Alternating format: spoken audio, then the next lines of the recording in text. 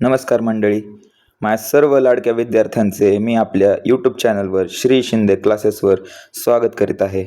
तर तुम्हा सर्वांना बऱ्याच जणांना माहीत असेल की आपले क्लासेस इयत्ता 1ली ते 10वी असतात. तिथं आपण 3 विषय घेतो, इंग्लिश, गणित आणि सायन्स. पण आता आपल्याला थोडं ग्रोथ करायची गरज आहे, त्यामुळं आपण ऑनलाईन पद्धतीने इयत्ता 11वी आणि 12वीचे क्लासेस सुरू करत आहोत. हळूहळू चॅनलवर व्हिडिओ पडतील, त्यामुळं जे लोक नवीन आहेत चॅनलवर त्यांनी चॅनलला सबस्क्राईब करा. जे व्हिडिओ पडतील त्यांना लाईक करा, जास्तीत जास्त शेअर करा आणि प्रत्येक व्हिडिओवर एक कमेंट टाकत जावा. काही अडचणी येतील व्हिडिओमध्ये, कारण ही पद्धत आमच्यासाठी देखील खूप नवीन आहे. आपले जे बॅचेस चालतात त्या ऑफलाईन पद्धतीने चालतात, पण पहिल्यांदाच यावेळी आपण 11वीसाठी ऑनलाईन बॅचेस सुरू करत आहोत. आणि हा व्हिडिओ पहिला असा यूट्यूबवरचा व्हिडिओ असणार आहे जो इंग्लिश आणि मराठी या दोन्ही माध्यमातून चालणार आहे. कारण बऱ्यापैकी व्हिडिओज यूट्यूबमध्ये 11वी आणि 12वीचे हिंदी माध्यमातून चालतात. बरेचसे मराठी चॅनल्स देखील आहेत, पण ते देखील हिंदीमधून शिकवण्याचा प्रयत्न करतात, जेणेकरून त्यांचं जे काय ऑडियन्स आहे तो जास्त वाढेल. पण तसं नाही, आपण महाराष्ट्रात राहतो आणि आपण महाराष्ट्र बोर्डचा सिलेबस शिकतोय. त्यामुळं मी तुमच्यासाठी खास करून मराठी आणि इंग्लिश ह्या दोन्ही माध्यमांना एकत्र घेऊन शिकवणार आहे. मी समजावताना प्रत्येक गोष्ट मराठीतून समजवल, इंग्रजीतून वाक्यरचना कशी तयार करायची ते देखील सांगेल. आणि शिवाय ह्या अख्ख्या एका व्हिडिओला जेवढं छोटं बनवता येईल मी तेवढं बनवण्याचा प्रयत्न करणार. धडा शिकून झालं की त्यानंतर आपण 10 MCQची रोज टेस्ट, ह्याच व्हिडिओमध्ये 10 MCQचे टेस्ट घेणार आहेत. म्हणजे तुम्हाला कळेल की आपण जे शिकलोय ते आपल्या लक्षात राहिले का, किंवा जे शिकलोय ते आपल्याला यूज करता येते का. कारण बऱ्याच जणांचा प्रॉब्लेम असतो की अभ्यास तर होतोय, पण तो एक्झामला नक्की वापरायचं कसं नॉलेज ते कळत नाही, किंवा MCQ सॉल्व्ह होत आहेत का नाही. ह्याची टेस्ट घेण्यासाठी आपण शेवटीला फक्त एका 5 मिनिटात 10 प्रश्न सोडवणार आहोत, जे की यूट्यूबवर तुम्हाला कुठल्याच चॅनलवर मिळणार नाहीत. तर चला, काही वेळ न वाया घालवता आपण लवकरात लवकर या धड्याला सुरू करूया. तर आपण इयत्ता 11वीचा बायोलॉजीचा पहिला धडा लिव्हिंग वर्ल्ड बघणार आहोत. तर त्यात सगळ्यांना आता माहिती आहे की आपली जी सृष्टी आहे, आपली जी अर्थ आहे, ती बऱ्यापैकी गोष्टींपासून बनली आहे. त्यातल्या त्या वस्तूंना, त्या गोष्टींना आपण 2 प्रकारे विभाजतो, डिवाईड करतो. पहिलं म्हणजे living and non living things. ठीक आहे, जसं तुम्ही पाहू शकता, living and non living things. Living थिंग्सलाच आपण काय म्हणतो, बायोटिक कंपोनंट्स असं म्हणतो. नॉन लिव्हिंग थिंग्सलाच आपण अबायोटिक कंपोनंट असं म्हणतो. ठीक आहे, लिव्हिंग म्हणजे सजीव, नॉन लिव्हिंग म्हणजे निर्जीव. तर यातील फरक काय, आता आपण सजीव आणि निर्जीव याचे फरक कसं करतो या दोघांमध्ये, तर त्यासाठी आपल्याला आधी कॅरेक्टर्स ऑफ लिव्हिंग ऑर्गॅनिझम कळणं महत्त्वाचं आहे, की लिव्हिंग ऑर्गॅनिझम सजीव कुठले कुठले गुणधर्म दाखवतात. ठीक आहे, परत आता तिसरा प्रश्न आपण बघूयात की all organisms around us are similar. म्हणजे सगळे सजीव आपल्या आजूबाजूला जेवढे केवढे सजीव आपल्याला दिसतात, किंवा जेवढे केवढे प्राणी वगैरे असतील, वनस्पती असतील, ते सगळे सेम आहेत का. तर त्याचं उत्तर 100% तुमच्या सगळ्यांना पटलंच असेल की ते उत्तर नो आहे. कारण आता तुम्ही 11वीला आहात, आपण 5वी ते 10वी पर्यंतचं विज्ञान जर बघितलं तर आपण त्यात शिकलोय की सजीवांमध्ये सुद्धा पेशींवरून प्रकार पडतात. युनिसेल्युलर ॲनिमल्स, मल्टीसेल्युलर ॲनिमल्स म्हणजे एकपेशीय प्राणी, बहुपेशीय प्राणी. त्यानंतर सुद्धा त्यात प्रोकॅरियोट, युकॅरियोट असे देखील प्रकार करतात. म्हणजे जे कमी विकसित असतात ते प्रोकॅरियोट, जे जास्त विकसित असतात ते युकॅरियोट. परत सेलचं स्ट्रक्चर, पेशी कशी असते ते आपण शिकलोय. परत नंतर वनस्पती वेगळे असतात, बॅक्टेरिया, प्रोटोझोआ, व्हायरस हे वेगवेगळे असतात. आपण रॉबर्ट विटेकरने दिलेले 5 किंगडम शिकलोय, त्यात प्रत्येकाचे कॅरेक्टर शिकलोय. म्हणजे बऱ्याच कॉम्प्लेक्शन असतात, बऱ्याच गोष्टी आहेत. म्हणजे सगळे सजीव जर सेम असते तर आपण एवढ्या वेगवेगळ्या गोष्टी शिकलो असतो का, नाही. प्रत्येकाची खाण्याची पद्धत वेगळी आहे. जसं इथं आपण आता शिकणारच आहेत की खाण्यापिण्यावरनं प्रकार पडतात. जे प्राणी स्वतःचं जेवण स्वतः तयार करतात त्यांना आपण काय म्हणतो, ऑटोट्रॉफिक म्हणतो, स्वयंपोषी म्हणतो. जे दुसऱ्यांवर अवलंबून असतात त्यांना आपण हेटेरोट्रॉफिक म्हणतो, म्हणजे परपोषी. जे मेलेल्या कुजलेल्यावर जगतात, जसं की फंगस असेल, त्यांना आपण सॅप्रोफाईट किंवा सॅप्रोट्रॉफ असं देखील म्हणतो. ठीक आहे, मग अशा खाण्यापिण्यावरनं बऱ्याच गोष्टींवरनं सजीवांचे प्रकार पडतात. ते आपल्याला बरंच, हा असा पहिला धडा आहे की जेणेकरून ही एक लिंक जोडते 10वी पर्यंत शिकलेलं आणि इथून पुढे जे शिकणार आहेत त्यासाठी. त्यामुळे पहिला धडा खूप सोपा आहे, ह्यात बऱ्याच गोष्टी तुम्हाला माहिती आहेत. त्यामुळे फक्त मी जे बोलतोय त्या गोष्टींना बसल्या बसल्या उत्तर देत चला. तुम्हाला त्या गोष्टी माहितीत का नाही त्या गोष्टींचं रिव्हिजन करत चला. कारण सुट्ट्यांमध्ये बऱ्याच गोष्टी अशा असतात की तुम्ही विसरून गेलेला असता. त्यामुळे प्रत्येक गोष्टीचं म्हणजे उत्तर देत चला, मनातल्या मनात असेल किंवा बोलत जावा. असं समजा की आपण ऑफलाईनच बसलोय, मी तुम्हाला विचारतोय. फक्त फरक इथं काय राहणार आहे की तुम्हाला माझा चेहरा दिसत नाहीये, बाकी जास्त असा काय फरक पडणार नाहीये. ओके, त्यामुळे समजून घ्या. आता एक एक गोष्ट आपण हळूहळू बघणारच आहे, त्यामुळं घाई नका करू. व्यवस्थित वेळ देऊन लेक्चर बघत जावा. 2x वर 1.5x वर लेक्चर बघू नका. ठीक आहे, चला मग आपण काय बघतोय, तर सगळे सजीव आपल्या आजूबाजूला सिमिलर आहेत का, तर नाही. खाण्यापिण्यावरनं वेगळे प्रकार पडतात, राहण्यावरनं वेगळे प्रकार पडतात. त्यांचं पेशीचं स्ट्रक्चर कसं आहे, युनिसेल्युलर आहे का मल्टीसेल्युलर आहे का प्रोकॅरियोट आहे का युकॅरियोट आहे, ह्याच्यावरनं प्रकार पडतात. परत वाढी न्यूट्रिशनवरनं सांगितलं, ऑटोट्रॉफिक, हेट्रोट्रॉफिक, सॅप्रोफायटिक किंवा ओमनिवरस, कार्निवरस, हर्बिवरस, किंवा ते प्लांट आहे का ॲनिमल आहे का व्हायरस आहे का बॅक्टेरिया आहे. आपण 5 किंगडमबद्दल पण शिकलो, मोनेरा, प्रोटिस्टा, फंगाय, प्लांटी, ह्यातलेत. म्हणजे अशा बऱ्याच गोष्टी आहेत. त्यामुळे सगळे सजीव आपल्या आजूबाजूला एकसारखे नाही आहेत. आता मग सजीवांचे बेसिक प्रिन्सिपल काय आहेत ते आपल्याला ह्या धड्यात शिकायचे आहेत. ठीक आहे, म्हणजे सजीव आणि निर्जीव यातील फरक कसा करायचा, किंवा जे सजीव आहेत त्यांचे मेन कॅरेक्टर काय आहेत ते आपल्याला ह्या धड्यात शिकायचे आहेत. मग पहिल्यांदा बेसिक प्रिन्सिपल्स ऑफ लाईफ हा पॉईंट, तुमच्या धडा ह्या पॉईंटपासून सुरू होतो. आता आपल्या शरीरात वेगवेगळ्या प्रक्रिया होत असतात. त्यात मुख्यतः 2 प्रक्रिया म्हणजे कॅटाबॉलिझम आणि ॲनाबॉलिझम. आता हे समजून घेऊया आपण. कॅटाबॉलिझम ह्याचा अर्थ असतो ब्रेकडाऊन आणि ॲनाबॉलिझम ह्याचा अर्थ असतो फॉर्मेशन. तर कॅटाबॉलिझम म्हणजे काय, तर ह्याचं उदाहरण आपण शिकून घेऊया की आपल्या शरीरात वेगवेगळ्या प्रोसेसेस होत असतात. काही ठिकाणी आपण जे कॉम्प्लेक्स पदार्थ आपल्या शरीरात असतात त्याचं ब्रेकडाऊन करतो, म्हणजे त्यांना आपण तोडतो, आणि तोडल्यानंतर त्याच्यापासून आपण सिंपल पदार्थ बनवतो. म्हणजे अवघड गोष्टींचं रूपांतर आपण सोप्या गोष्टींमध्ये करतो त्यांना तोडून. त्याला म्हणायचं कॅटाबॉलिझम. आणि त्याविरुद्ध की काही गोष्टी आपण एकत्र आणतो आणि त्यांच्यापासून एक कॉम्प्लेक्स गोष्ट तयार करतो, म्हणजे काहीतरी तयार जिथं होतंय त्या प्रक्रियेला म्हणायचं ॲनाबॉलिझम. जसं की तुम्ही आता 10वीत आपला पार्ट 1चा पहिला धडा होता की जिथं बरेच पदार्थ एकत्र येतात आणि एक उत्प्रेरक किंवा एक प्रोडक्ट तयार करतात. ती रिॲक्शन कुठली होती, तर कॉम्बिनेशन रिॲक्शन होती, बरोबर. मग त्या टाईपमध्ये लक्षात ठेवा. आणि त्याच्या विरुद्ध होती डिकम्पोजिशन, म्हणजे तिथं एक पदार्थ तुटला जातो, single reactant breakdown to form 2 or more products. एक पदार्थ तुटून त्यापासून 2 किंवा जास्त पदार्थ आपल्याला मिळतात. मग त्या प्रकारची रिॲक्शन सेम टू सेम जी असते ती असते कॅटाबॉलिझम. आता कॅटाबॉलिझमचं पहिल्यांदा आपण एक्झाम्पल पाहून घेऊयात. तर कॅटाबॉलिझम जसं की आपण 10वीत शिकलोय, आपण पार्ट 2चा जो 3रा धडा होता त्यामध्ये शिकलोय की रेस्पिरेशन जी प्रोसेस असते, ठीक आहे, त्यामध्ये आपण अन्न खातो, बरोबर. अन्न जास्त ते कार्बोहायड्रेटचं फॉर्म असतं. ते आपल्या पोटात गेल्यावर कार्बोहायड्रेटची काय बनते, तर ग्लुकोज बनते. लागणारे पदार्थ म्हणजे आपण त्याला ग्लुकोज म्हणतो. जे अनावश्यक आहे ते आपण बाहेर टाकून देतो. त्याच ग्लुकोजचं काय होतं, ब्रेकडाऊन होतं, है ना. ग्लुकोजचे ऑक्सिडेशन होतं, ऑक्सिडीकरण होतं, असं आपण शिकलोय. आणि ऑक्सिडेशन झाल्यावर आपल्याला बघा एनर्जी, ATP मिळते, एनर्जी मिळते. CO2 बाहेर पडतोय आपल्या शरीरातून, H2O पाणी तयार होतं, ह्यालाच आपण मेटाबॉलिक वॉटर असं म्हणत होतो. NADH2 तयार होतंय, FeDH2 तयार होतं. हे आपण 10वीत शिकलोय. मग हीच प्रक्रिया बघा, ह्या प्रक्रियेमध्ये ग्लुकोज पासून किंवाच कार्बोहायड्रेट पासून आधी ग्लुकोज तयार होतंय, म्हणजे कॉम्प्लेक्स पासून सिंपल तयार होते, आणि त्यापासून असे बरेच घटक मिळतात, जसं की energy, CO2, H2O, NADH2, FeDH2. मग इथं सगळ्या पदार्थांचं काय होतंय, सगळे पदार्थ तयार होत आहेत. पण इथं का तयार होत आहेत, कारण इथं काय होतंय, ब्रेकडाऊन होतंय. मग जिथं आपण पदार्थांना तोडतो, कॉम्प्लेक्स पासून सिंपल बनवतो, त्यांना आपण म्हणतो कॅटाबॉलिझम. त्याविरुद्ध आपण शिकणार आहे ॲनाबॉलिझम. आता ॲनाबॉलिझम म्हणजे काय, तर वेगवेगळे पदार्थ एकत्र येतात आणि एक पदार्थ कुठला तरी तयार करतात. आता त्याचं उदाहरण सुद्धा आपण प्रकाश संश्लेषण म्हणजे फोटोसिंथेसिस शिकलो आहोत. फोटोसिंथेसिसमध्ये आपल्याला ते सूत्र माहिती आहे की 6 molecules of CO2 + 12 molecules of H2O, म्हणजे 6 CO2 + 12 H2O in the presence of sunlight and chlorophyll. सूर्यप्रकाश आणि हरितद्रव्याच्या उपस्थितीमध्ये काय तयार करतात, ग्लुकोज तयार करतात. म्हणजे हे सिंपल इनऑर्गॅनिक सबस्टन्स आहे, त्यापासून एक ऑर्गॅनिक कॉम्प्लेक्स ऑर्गॅनिक सबस्टन्स बनते, ते म्हणजे ग्लुकोज. म्हणजे इथं पदार्थ एकत्र येतात आणि काहीतरी तयार करतायत. ह्या प्रक्रियेला म्हणायचं ॲनाबॉलिझम. आता ह्या दोन्ही प्रक्रिया आपल्या ओळखीच्या होत्या. त्याचबरोबर आता अजून कुठल्या कुठल्या प्रक्रिया आपल्याला माहिती आहेत, तर बघा आपण 10वीतच शिकलोय की प्रोटीन्स आपल्या शरीरात असतात. पहिल्या धड्यापासून आपण पार्ट 2च्या विज्ञानाच्या पार्ट 2च्या पहिल्या पुस्तकात पहिला धडा होता, त्यातनंच शिकलोय प्रोटीन. किंवा प्रोटीन कुणापासून तयार होतात, तर अमायनो ॲसिडपासून तयार होतात. म्हणजे प्रोटीन्सलाच जर आपण तोडलं म्हणजे कुठली प्रोसेस, कॅटाबॉलिझम. कॅटाबॉलिझम केलं प्रोटीन्सचं तर काय मिळतं आपल्याला, अमायनो ॲसिड्स मिळतात.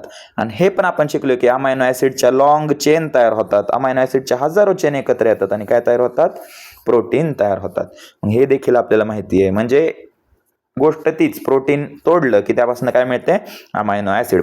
प्रोटीन हे कॉम्प्लेक्स आहे आणि अमायनो ॲसिड्स हे सिम्पल आहे. ठीक आहे, मग प्रोटीन तोडलं की अमायनो ॲसिड मिळतात, ह्याला म्हणायचं कॅटाबॉलिझम. अमायनो ॲसिड एकत्र आली की प्रोटीन मिळतं, ह्याला म्हणायचं ॲनाबॉलिझम. नेक्स्ट खाली बघू शकता तुम्ही लिपिड्स. आता लिपिड्स ब्रेकडाऊन झालं लिपिड्सचं तर काय मिळतं, सिम्पल फॅटी ॲसिडच्या चेन मिळतात, म्हणजे इथं कॅटाबॉलिझम झालं. आणि फॅटी ॲसिड तेच सिम्पल फॅटी ॲसिडच्या चेन एकत्र आले की काय तयार होतं, आपलं लिपिड तयार होते, ह्याला म्हणायचं ॲनाबॉलिझम. आणि मग अशी सांगितल्याप्रमाणे की कार्बोहायड्रेट, आपण जे अन्न खातो ते कार्बोहायड्रेट्स असतात, ते कॉम्प्लेक्स फॉर्म ऑफ शुगर आहे. आणि ते जेव्हा आपण खातो तेव्हा त्याचं काय होतं, ब्रेकडाऊन होतं, म्हणजेच कॅटाबॉलिझम होतं. आणि काय तयार होतं, त्यापासून सिम्पल ग्लुकोज तयार होते. त्यापासूनच आपल्या बॉडीला एनर्जी वगैरे सारख्या गोष्टी मिळतात. इथंपर्यंत कोणाला काही शंका नसावीच असं मला वाटतं, कारण अजून आपल्याला असं खोलवर काही शिकवायला सुरूच केलं नाही. हे काय आहे ते बेसिकवरच चाललेलं आहे आपलं.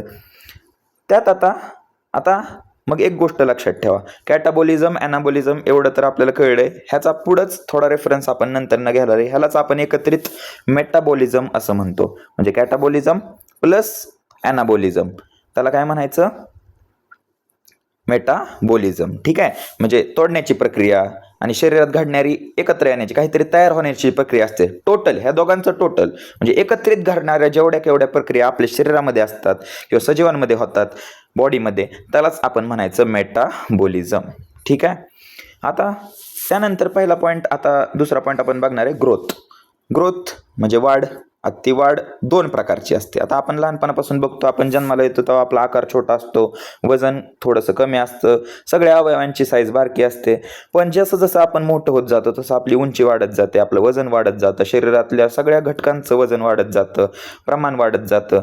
मग तसंच आता ग्रोथ, आपल्याला एकच त्याचा अँगल माहिती आहे. आता दोन अँगल असतात ग्रोथला.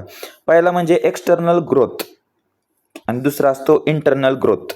इंटरनल आपली जी वाढ होते आपल्या शरीरामध्ये ती कशी असते, इंटरनल है ना. आपल्या शरीरातून आतून आपण वाढतोय, आतून आपले हाडांची साईज वाढतीये, आतून रक्तांच्या पेशी वाढत आहेत, सेल्स डिवाइड होत आहेत, आपल्या शरीराच्या आत होते ना. आतून वाढल्यामुळे आपलं शरीर बाहेरून हळूहळू हळूहळू मोठं व्हायला लागतं. म्हणजे आपली जी काय वाढ आहे आपल्यामध्ये असेल किंवा प्लांट्समध्ये असेल किंवा जेवढे केवढे सजीव असतात त्यांच्यामध्ये वाढ जी असते ती इंटरनल असते. आणि इंटरनललाच दुसरा शब्द आहे इंट्रिन्सिक.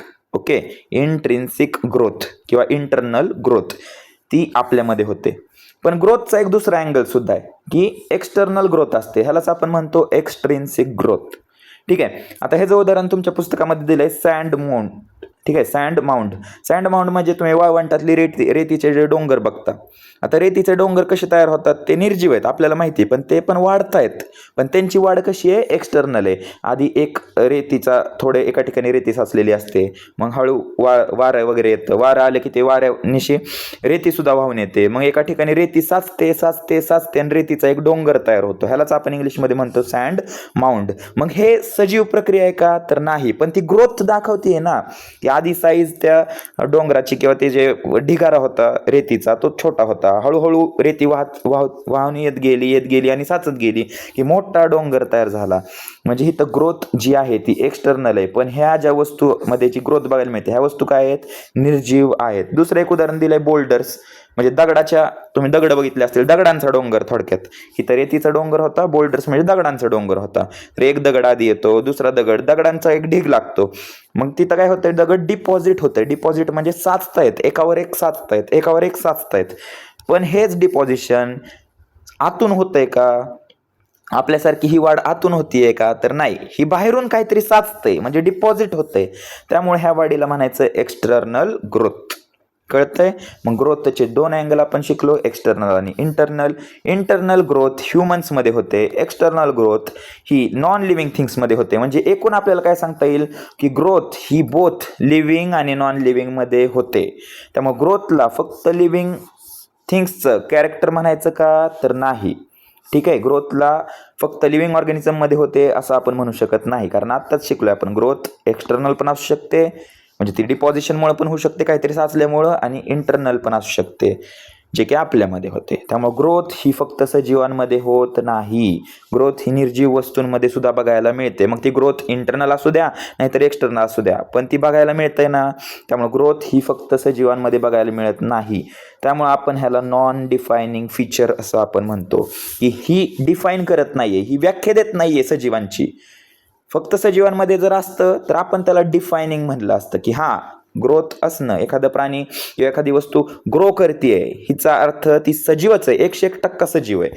तेव्हा आपण म्हणलं असतं की ती डिफायनिंग आहे. पण ग्रोथ नॉन लिव्हिंग थिंग्स सुद्धा दाखवतात आणि लिव्हिंग पण दाखवतात. मग आपल्याला स्पष्टीकरण देत नाहीये की लिव्हिंगच दाखवतात का वगैरे वगैरे. त्यामुळे ह्याला आपण नॉन डिफायनिंग फीचर असं म्हणतोय, कारण ते दोन्ही दाखवतात. ठीक आहे, लिव्हिंग नॉन लिव्हिंग दोन्ही दाखवतात. दुसरा पॉईंट, रिप्रोडक्शन. आता रिप्रोडक्शन म्हणजे तुम्ही शिकलायत की रिप्रोडक्शन म्हणजे प्रजनन असतं. स्वतःसारखेच पेशी असेल किंवा स्वतःसारखीच प्रजाती असेल, स्वतःसारखेच प्राणी तयार करण्याची जी प्रक्रिया असते त्याला आपण रिप्रोडक्शन असं म्हणतो.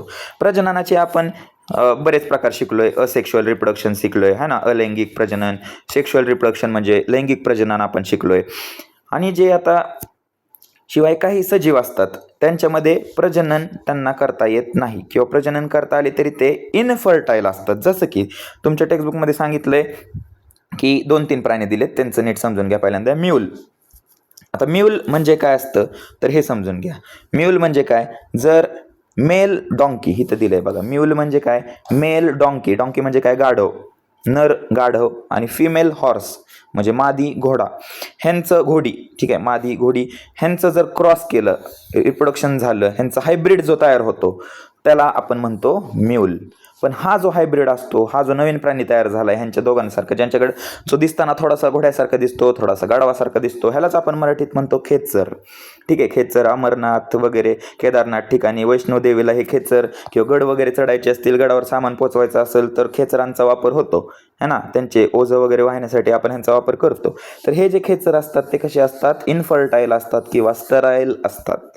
इनफर्टाईल किंवा स्टराईल म्हणजे हे एका प्राण्यापासून त्यांच्यापासून नवीन प्राण्याला जन्म देऊ शकत नाही. हे सजीवच आहेत, काही अर्थ म्हणजे ह्यात डाऊटच नाही. आपल्याला दिसत आहेत ना, ते चालतायत, वजन वाहून नेत आहेत, वाढ होतीये त्यांची, त्यामुळे ते सजीवच आहेत. फक्त फरक काय की ते प्रजनन करू शकत नाही. का करू शकत नाही, त्यांच्यापासून नवीन जीव तयार होऊ शकत नाही. का तयार होऊ शकत नाही, कारण ते इनफर्टाईल आहेत. ठीक आहे, आणि का इनफर्टाईल असतात, कारण त्यांच्याकडे काय आहे, ऑड नंबर ऑफ क्रोमोझोम आहेत. कसे क्रोमोझोम आहेत, ऑड. आता आपल्यामध्ये क्रोमोझोम किती असतात सांगा मित्रांनो, सांगा आपल्यामध्ये क्रोमोझोम किती असतात. आपण शिकलोयत आपल्यामध्ये क्रोमोझोम असतात 46. मग तुम्ही शिकलायत की जेव्हा आपण तयार होत असतो तेव्हा आपल्याकडं 23 क्रोमोझोम हे आपल्या आईकडनं येतात आणि 23 क्रोमोझोम हे आपल्या वडिलांकडनं येतात, आणि दोन्ही एकत्र येऊन किती तयार होतात, आपले 46 क्रोमोझोम्स तयार होतात. पण ह्यांच्याकडे तसं नसतं. ह्यांच्याकडे आता हे 46 आकडा कसा वाटतोय तुम्हाला, इवन वाटतोय है ना. इवन म्हणजे काय, आता ते तुम्हाला माहिती आहे की 2, 4, 6 हे आकडे शेवटीला असले तर म्हणायचं समान, म्हणजे त्या नंबरचे 2 समान भाग करता आले तर म्हणायचं इवन. पण ह्यांच्याकडं ऑड नंबर ऑफ क्रोमोझोम असतात. ठीक आहे, म्हणजे 47 किंवा 63 असे जे नंबर आहेत ते ऑड नंबर झाले. मग ह्याच्याकडे ऑड नंबर ऑफ क्रोमोझोम असतात, त्यामुळं सेक्शुअल क्रोमोझोम्स ह्यांच्यामध्ये व्यवस्थित येत नाहीत, त्यामुळे ते इनफर्टाईल राहतात, ते प्रजनन करू शकत नाही. ठीक आहे, कळतंय सर्वांना एवढं की त्यामुळे ह्यांच्याकडे प्रजननाची क्षमता नसते. पण हे सजीव आहेत.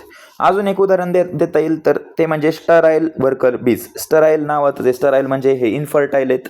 ठीक आहे, इनफर्टाईल म्हणजे हे प्रजनन करू शकत नाही, ह्यांच्यापासून नवीन जीव तयार होऊ शकत नाहीत. कोण स्टराईल आहेत तर आपले वर्कर बीज. वर्कर बीज म्हणजे मधमाशा ज्या असतात. आता मधमाशांमध्ये सुद्धा प्रकार पडतात, 3 प्रकार पडतात. एक असतात पुरुष आणि एक असते स्त्री. पण त्या स्त्रियांमध्ये 2 प्रकार पडतात. एक असते राणी जी मेन असते, आणि दुसरे असतात वर्कर बीज, फिमेल वर्कर बीज, ज्या मध गोळा करून आणायचं म्हणजे मध जे असतं नेक्टर, आपला जे गोड रस असतो फुलांमधनं मिळणारं, ते गोळा करतात आणि त्यापासून मध तयार करायचं काम करतात. ते असतात वर्कर बीज. मग त्यामध्ये फक्त अंडी देणारी ती कोण असते तर आपली क्वीन असते, कारण तीच फक्त एक फर्टाईल असते. मग क्वीन अंडी देते, ह्याचा अर्थ क्वीनच सजीव आहे का फक्त, हे लोक सजीव नाहीत का, तर हे पण सजीव आहेत, फक्त हे कसे आहेत, स्टराईल आहेत. आणि तिसरं आपण बघितलंय की व्हायरस. ठीक आहे, तिसरं उदाहरण मी तुम्हाला देतो, व्हायरस. आता व्हायरस जे असतात ते बॉर्डरवर जन्मतात. बॉर्डरवर म्हणजे ना धड ते सजीव आहेत ना धड ते निर्जीव आहेत. जेव्हा व्हायरस आपल्या शरीराच्या बाहेर असतो तेव्हा तो निर्जीव असतो, कारण तो त्यावेळेस वाढू शकत नाही, स्वतःची संख्या तो वाढू शकत नाही. पण हाच व्हायरस जेव्हा एखाद्या प्राण्याच्या किंवा एखाद्या सजीवाच्या शरीरामध्ये प्रवेश करतो तेव्हा तो सजीवासारखं वागायला लागतो. तो त्यांच्या पेशींच्या गोष्टींचा वापर करतो, त्यांच्या सगळ्या मेकॅनिझमचा वापर करतो, आणि 1चे 2, 2चे 4, 4चे 8 असे मल्टिप्लाय करतो. ठीक आहे, त्यांची संख्या वाढवतो. म्हणजे तो शरीराच्या बाहेर असला की तो निर्जीव शरीराच्या आत असला की तो सजीव आणि आत असल्यावरच तो रिप्रोड्यूस करू शकतोय. त्यामुळं हे सगळे आपण उदाहरणं बघितली, ही सगळी उदाहरणं आपण बघितली की ही काय आहेत सगळे, हे सगळे आपले सजीवच आहेत. पण ते रिप्रोड्यूस करू शकतात का? तर नाही. मग रिप्रोडक्शन हे सजीवांमध्ये होतं, म्हणजे जे रिप्रोड्यूस करतात तेच सजीव. आपण असं म्हणू शकतो का की जे रिप्रोड्यूस करतात तेच सजीव आहेत? म्हणू शकतो का आपण? नाही म्हणू शकत. त्यामुळं रिप्रोडक्शनला आपण डिफायनिंग फीचर म्हणायचं का? तर नाही म्हणू शकत आहे ना. ते नॉन डिफायनिंग फीचर आहेत. कारण हे प्राणी जे आहेत ते आपण म्यूल बघितलं, स्टराईल वर्कर बीज आणि व्हायरस. हे व्हायरस तर लिव्हिंग पण नाही, नॉन लिव्हिंग पण नाही, पण तरी ते रिप्रोडक्शन करू शकतंय. आणि म्यूल आणि स्टराईल वर्कर बीज हे लिव्हिंग असून सुद्धा ते रिप्रोडक्शन करू शकत नाही. मग ह्याच्यावरनं स्पष्ट कळतंय का लिव्हिंगमध्येच रिप्रोडक्शन होतंय किंवा जे लिव्हिंग आहे त्यांनी रिप्रोडक्शन केलंच पाहिजे, हे स्पष्ट होतंय का? नाही. त्यामुळे हे नॉन डिफायनिंग फीचर आहे. त्यामुळे ग्रोथ आणि रिप्रोडक्शन ह्या दोन गोष्टींवरून आपण सांगू शकत नाही की एखादा प्राणी कम्प्लिटली सजीव आहे का निर्जीव आहे. हे सजीव आणि निर्जीव दोघांमध्ये सुद्धा बघायला मिळतं. परत अजून आता बेसिक प्रिन्सिपल ऑफ लाईफमध्ये आपण अजून एक गोष्ट शिकलो की एजिंग प्रोसेस. एजिंग होणं म्हणजे काय? आता आपल्याला माहिती आहे का, आपण असं लहान असतो म्हणजे लहानपणी आपले अवयव कवळे असतात, हाडं नाजूक असतात. मोठं होईल तसं हाडांची वाढ प्रॉपर होत जाते. एका वयापर्यंत आपलं उंची वाढते. एका वयानंतर आपली उंची वाढत नाही. ठीक आहे, एका वयानंतर आपली उंची वाढायची बंद होते, वजन कमी जास्त होत राहतं. पण जसं जसं आपलं वय वाढतं तसं तसं आपल्या शरीराची जी प्रतिकारशक्ती आहे ती कमी होत जाते. हाडं ठिसूळ व्हायला लागतात किंवा म्हणजे आपली ताकद कमी व्हायला लागते. आपण कार्यक्षमता जी आहे, आपली काम करण्याची क्षमता ती कमी कमी होत जाते दिवसेंदिवस. आणि एके दिवशी आपल्याला काय येतं? डेथ येते. म्हणजे एके दिवशी आपण मरतो. म्हणजे जेवढे सजीव आहेत ते सगळे एखाद दिवशी मरणारच आहेत. आणि त्या सगळ्यांची एज का मरतात? कारण त्यांची दिवसेंदिवस एजिंग प्रोसेस होती, हे आपल्याला माहिती आहे. ठीक आहे, मग आपलं वय होणार आहे, तरुणपणात आपल्याकडे चांगली शक्ती राहणार आहे, म्हातारं झालं की आपण एखाद दिवशी मरणार आहे, हे फिक्स राहतं. ठीक आहे. आता आपल्यामध्ये जी एजिंग होते किंवा आपल्यामध्ये जी ग्रोथ असते, वाढ असते, ती एका ठराविक कालावधीपर्यंत असते. एवढं लक्षात ठेवा. आपली उंची वगैरे एका ठराविक कालावधी 20 वगैरे किंवा 25 वयापर्यंत आपली सर्रास उंची वगैरे वाढते. शरीरात जेवढ्या प्रक्रिया वाढण्याच्या असतात त्या होऊन जातात. पण 22-23 नंतर आपल्या शरीराची उंची वगैरे वाढत नाही. शरीरातल्या कुठल्या अवयवांची वाढ जरा कमीच व्हायला लागते, वाढत तर नाहीये. म्हणजे आपल्यामध्ये ग्रोथ किंवा जी वाढ आहे ती एका ठराविक कालावधीपर्यंतच होते. पण निर्जीव वस्तूंमध्ये वाढ ही कायमच होत राहते, है ना. जसं उदाहरण दिलं सँड बोल्डर्सचं असेल किंवा जे आपले रेतीच्या ढिगाऱ्याचं असेल, सँड बोल्डर्स असेल किंवा बोल्डर्स आपण बघितले, है ना, बोल्डर सँड माउंड. त्यामध्ये जी वाढ असते ती कंटिन्यू चालत राहते. हे आज छोटा ढिगारा आहे, उद्या मोठा होणार, त्यापेक्षा अजून मोठा होऊ शकतो, कधी छोटा होईल, कधी परत मोठा होईल. म्हणजे ह्यांच्यामध्ये वाढ ही कमी जास्त होत राहते आणि ती कायम चालू राहते. का? कारण ते निर्जीव वस्तू आहेत, ते कधीच मरणार नाही आहेत. ठीक आहे. आता तिसरा पॉईंट जो की शिकायचा आहे महत्त्वाचा, तो म्हणजे रिस्पॉन्सिव्हनेस किंवा इरिटॅबिलिटी. ठीक आहे. इरिटॅबिलिटी किंवा रिस्पॉन्सिव्हनेस म्हणजे कुठल्याही गोष्टीला प्रतिक्रिया देणं. ठीक आहे, प्रतिक्रिया देणं, त्याला आपण म्हणतो रिस्पॉन्सिव्हनेस किंवा इरिटॅबिलिटी. आणि त्यालाच आपण इंग्लिशमध्ये काय म्हणतो की त्यालाच स्टिम्युलाय म्हणतो. ठीक आहे. स्टिम्युलाय आपल्याला मिळाला की आपण त्याला रिस्पॉन्ड करतो. जसं की झाडं कुठल्या दिशेने वाढणार आहेत? ज्या दिशेला सूर्यप्रकाश असेल झाडांच्या फांद्या त्याच दिशेने वाढणार आहेत. मुळं खालीच का ग्रो होतात? कारण मुळांना पाणी हवं असतं. पाणी हे त्यांचा स्टिम्युलाय की पाण्याच्या दिशेने ते खालपर्यंत जातात. सूर्यफुलाचं उदाहरण सगळ्यात बेस्ट आहे की सूर्यफुलाचं जे फुल असतं त्याची दिशा नेहमी सूर्याच्या दिशेने असते. किंवा मी तुम्हाला आता चिमटा काढला किंवा सहज तुमच्या मित्रमैत्रिणींनी पिन वगैरे टोचावली अचानक तुमच्या नकळत, तर तुम्ही काय करता? रिॲक्शन देताना लगेच अचानक उड्या मारता किंवा असं लगेच दुसऱ्याला कानफडीत मारता. अशी ही रिॲक्शन तुम्ही देत राहता. मग ह्याच रिस्पॉन्सला काय म्हणायचं? तर स्टिम्युलाय असं म्हणायचं. मग स्टिम्युलाय म्हणजेच काय असतं? तर रिस्पॉन्स असतात. रिस्पॉन्स किती प्रकारचे असतात? तर 3 प्रकारचे असू शकतात. पहिलं थर्मल असू शकतं, है ना. दुसरं केमिकल असू शकतं, थर्मल, केमिकल, बायोलॉजिकल. आता थर्मल म्हणजे काय? आता आपण सगळे सजीव आहोत, तर बघा उन्हाळा आला की आपल्याला उकडतं, पावसाळा आला की आपण रेनकोट घालतो, चिपचिप जाणवते, आपल्याला दमटपणा जाणवतो हवेत. थंडी आली की आपल्याला काय होतं? गार लागतं. मग ऋतू बदलले किंवा तापमान आपल्या आजूबाजूचं बदललं की आपलं शरीर त्याप्रती रिएक्शन देते ना. रूममध्ये बसलोय, उकडायला लागले, घाम यायला लागतो. ठीक आहे, ताप आलाय, थंडी वाजायला लागते. मग ह्या ज्या आहेत हे सगळे काय आहेत? रिस्पॉन्स आहेत. म्हणजे आपली बॉडी रिस्पॉन्स देते स्टिम्युलायला. पहिलं थर्मल कळलं असेल सर्वांना. आता केमिकल. केमिकल म्हणजे काय, आपण रस्त्याने चाललोय, शेजारीच वडापावचा गाडा अचानक लागला, वडापावचा गरम गरम वास आला, तर त्या वासामुळे आपल्याला इच्छाशक्ती जागृत होते की अरे भूक लागली, भूक लागल्यासारखी जाणवते, किंवा तोंडाला पाणी येतं, नाकातून त्यावेळेस सेन्सेशन जातं, जो वास येतो वडापावचा तो लांबनच आपल्याला येतो, म्हणजे आपल्या नाकातून तो श्वास जो आपण वास घेतोय सुवास तो जातो, त्यामुळे आपल्या तोंडाला पाणी येतं की वडापाव खायची इच्छा निर्माण होती. मग ही रिस्पॉन्स झाला, वडापावच्या वासाला मिळणारा रिस्पॉन्स म्हणजे स्टिम्युलाय. Next biological. आता बायोलॉजिकल म्हणजे काय, आपण आजारी पडतो, बरोबर, काही व्हायरस वगैरे आला, कोरोना आलता, त्यात लोक आजारी पडतात, सर्दी खोकला आला, आजारी पडला, मग हे जे आहे आपलं शरीर रिस्पॉन्ड करतंय, मग ह्याला म्हणायचं बायोलॉजिकल रिस्पॉन्स. आता हे जे चेंजेस असतात, थर्मल, केमिकल, बायोलॉजिकल जे चेंजेस असतात इन अवर सराउंडिंग, आपल्या आजूबाजूला हे बदल घडत असतात, आणि ह्याला आपण काय करतोय, रिस्पॉन्ड करतोय, रिस्पॉन्स देतोय, ह्यालाच काय म्हणायचं, स्टिम्युलाय असं म्हणायचं. ठीक आहे, स्टिम्युलाय असं म्हणायचं. कळतंय सर्वांना? स्टिम्युलायमध्ये कोणाला काय शंका नसल असं मला वाटतं. त्यामुळे हा एक पॉईंट लक्षात ठेवा की जेवढे केवढे सजीव आहेत तेवढे सगळे काय दाखवणार आहेत, रिस्पॉन्स दाखवणार आहेत. कुठली पण गोष्ट, झाडं सुद्धा बघा, झाडांचं आपण पान तोडलं की त्याचा स्टिम्युलाय का असणार आहे की त्या झाडातनं चिक वगैरे गाळणार, त्या झाडाचं फळ तोडा, त्यातनं गम वगैरे किंवा चिक वगैरे लिक्विड बाहेर येणार, हे आपल्याला माहिती आहे. ओके, किंवा झाडाचं तुम्ही एक पार्ट, एक फांटी अशी जी आहे ती जोरात अशी दोरीने वगैरे बांधून ठेवा, रिस्पॉन्स काय असणार आहे की ती फांटी एका बाजूची ज्या बाजूला बांधली आहे ती एका बाजूने चांगली राहणार, दुसऱ्या बाजूने ती कोरडी होणार, कारण त्या पुढच्या बाजूला अन्न पाण्याचा पुरवठा बंद होऊन जाणार, कारण आपण दोरी टाईट बांधली आहे ना एका फांटीला, त्यामुळं ती फांटी वाळून जाणार. मग हे काय झाला, रिस्पॉन्स. त्यामुळे सगळे सजीव जे आहेत ते ह्या गोष्टीला म्हणजे रिस्पॉन्ड करतात, स्टिम्युलायला रिस्पॉन्स देतात. ठीक आहे, स्टिम्युलायला ते काय करतात, रिस्पॉन्ड देतात, प्रतिक्रिया देतात.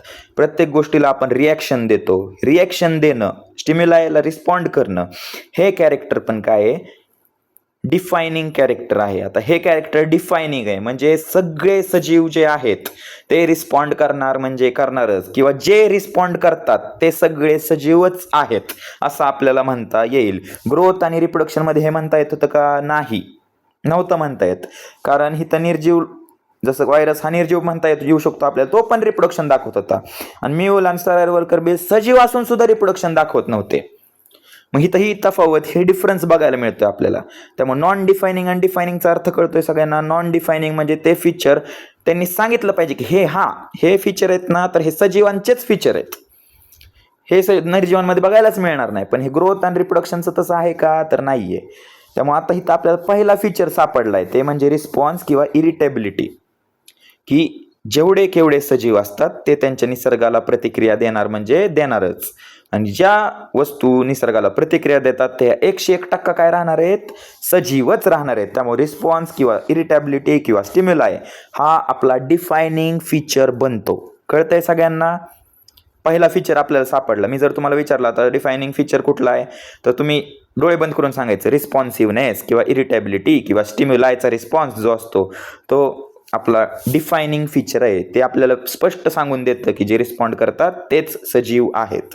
ओके, आता नंतर आपण प्राण्यांमध्ये डायव्हर्सिटी शिकतो. डायव्हर्सिटी म्हणजे विविधता असतं. का डायव्हर्सिटी शिकायची आहे आपल्याला, तर आपल्याला सिस्टमॅटिक स्टडी करता आला पाहिजे. आता सिस्टमॅटिक स्टडी म्हणजे काय, तर आपण प्राण्यांचं ओळख पटवून देतो की हे बाबा ह्या कुटुंबातलं झाड आहे, फॅमिली म्हणतो आपण त्याला, कुटुंबातलं झाड आहे, किंवा हा प्राणी ह्या प्रजातीचा आहे, किंवा हा प्राणी ह्या किंगडमचा आहे, ह्या सजीव सृष्टीचा आहे. आपण 10वी मध्ये शिकलोय ना, बऱ्याच गोष्टी शिकलोय. किंगडम नावाचा धडा होता, किंगडम ॲनिमलिया नावाचा, त्यात आपण वेगवेगळे ग्रुप शिकलो, वेगवेगळे फायलम शिकलो.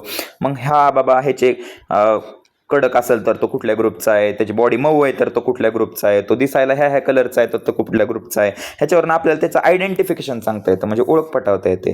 आणि क्लासिफिकेशन काय, तर आपण त्याचं वर्गीकरण करू शकतो. आपल्याला जे दिसतंय त्याच्या बेसिसवर आपण वर्गीकरण करू शकतो.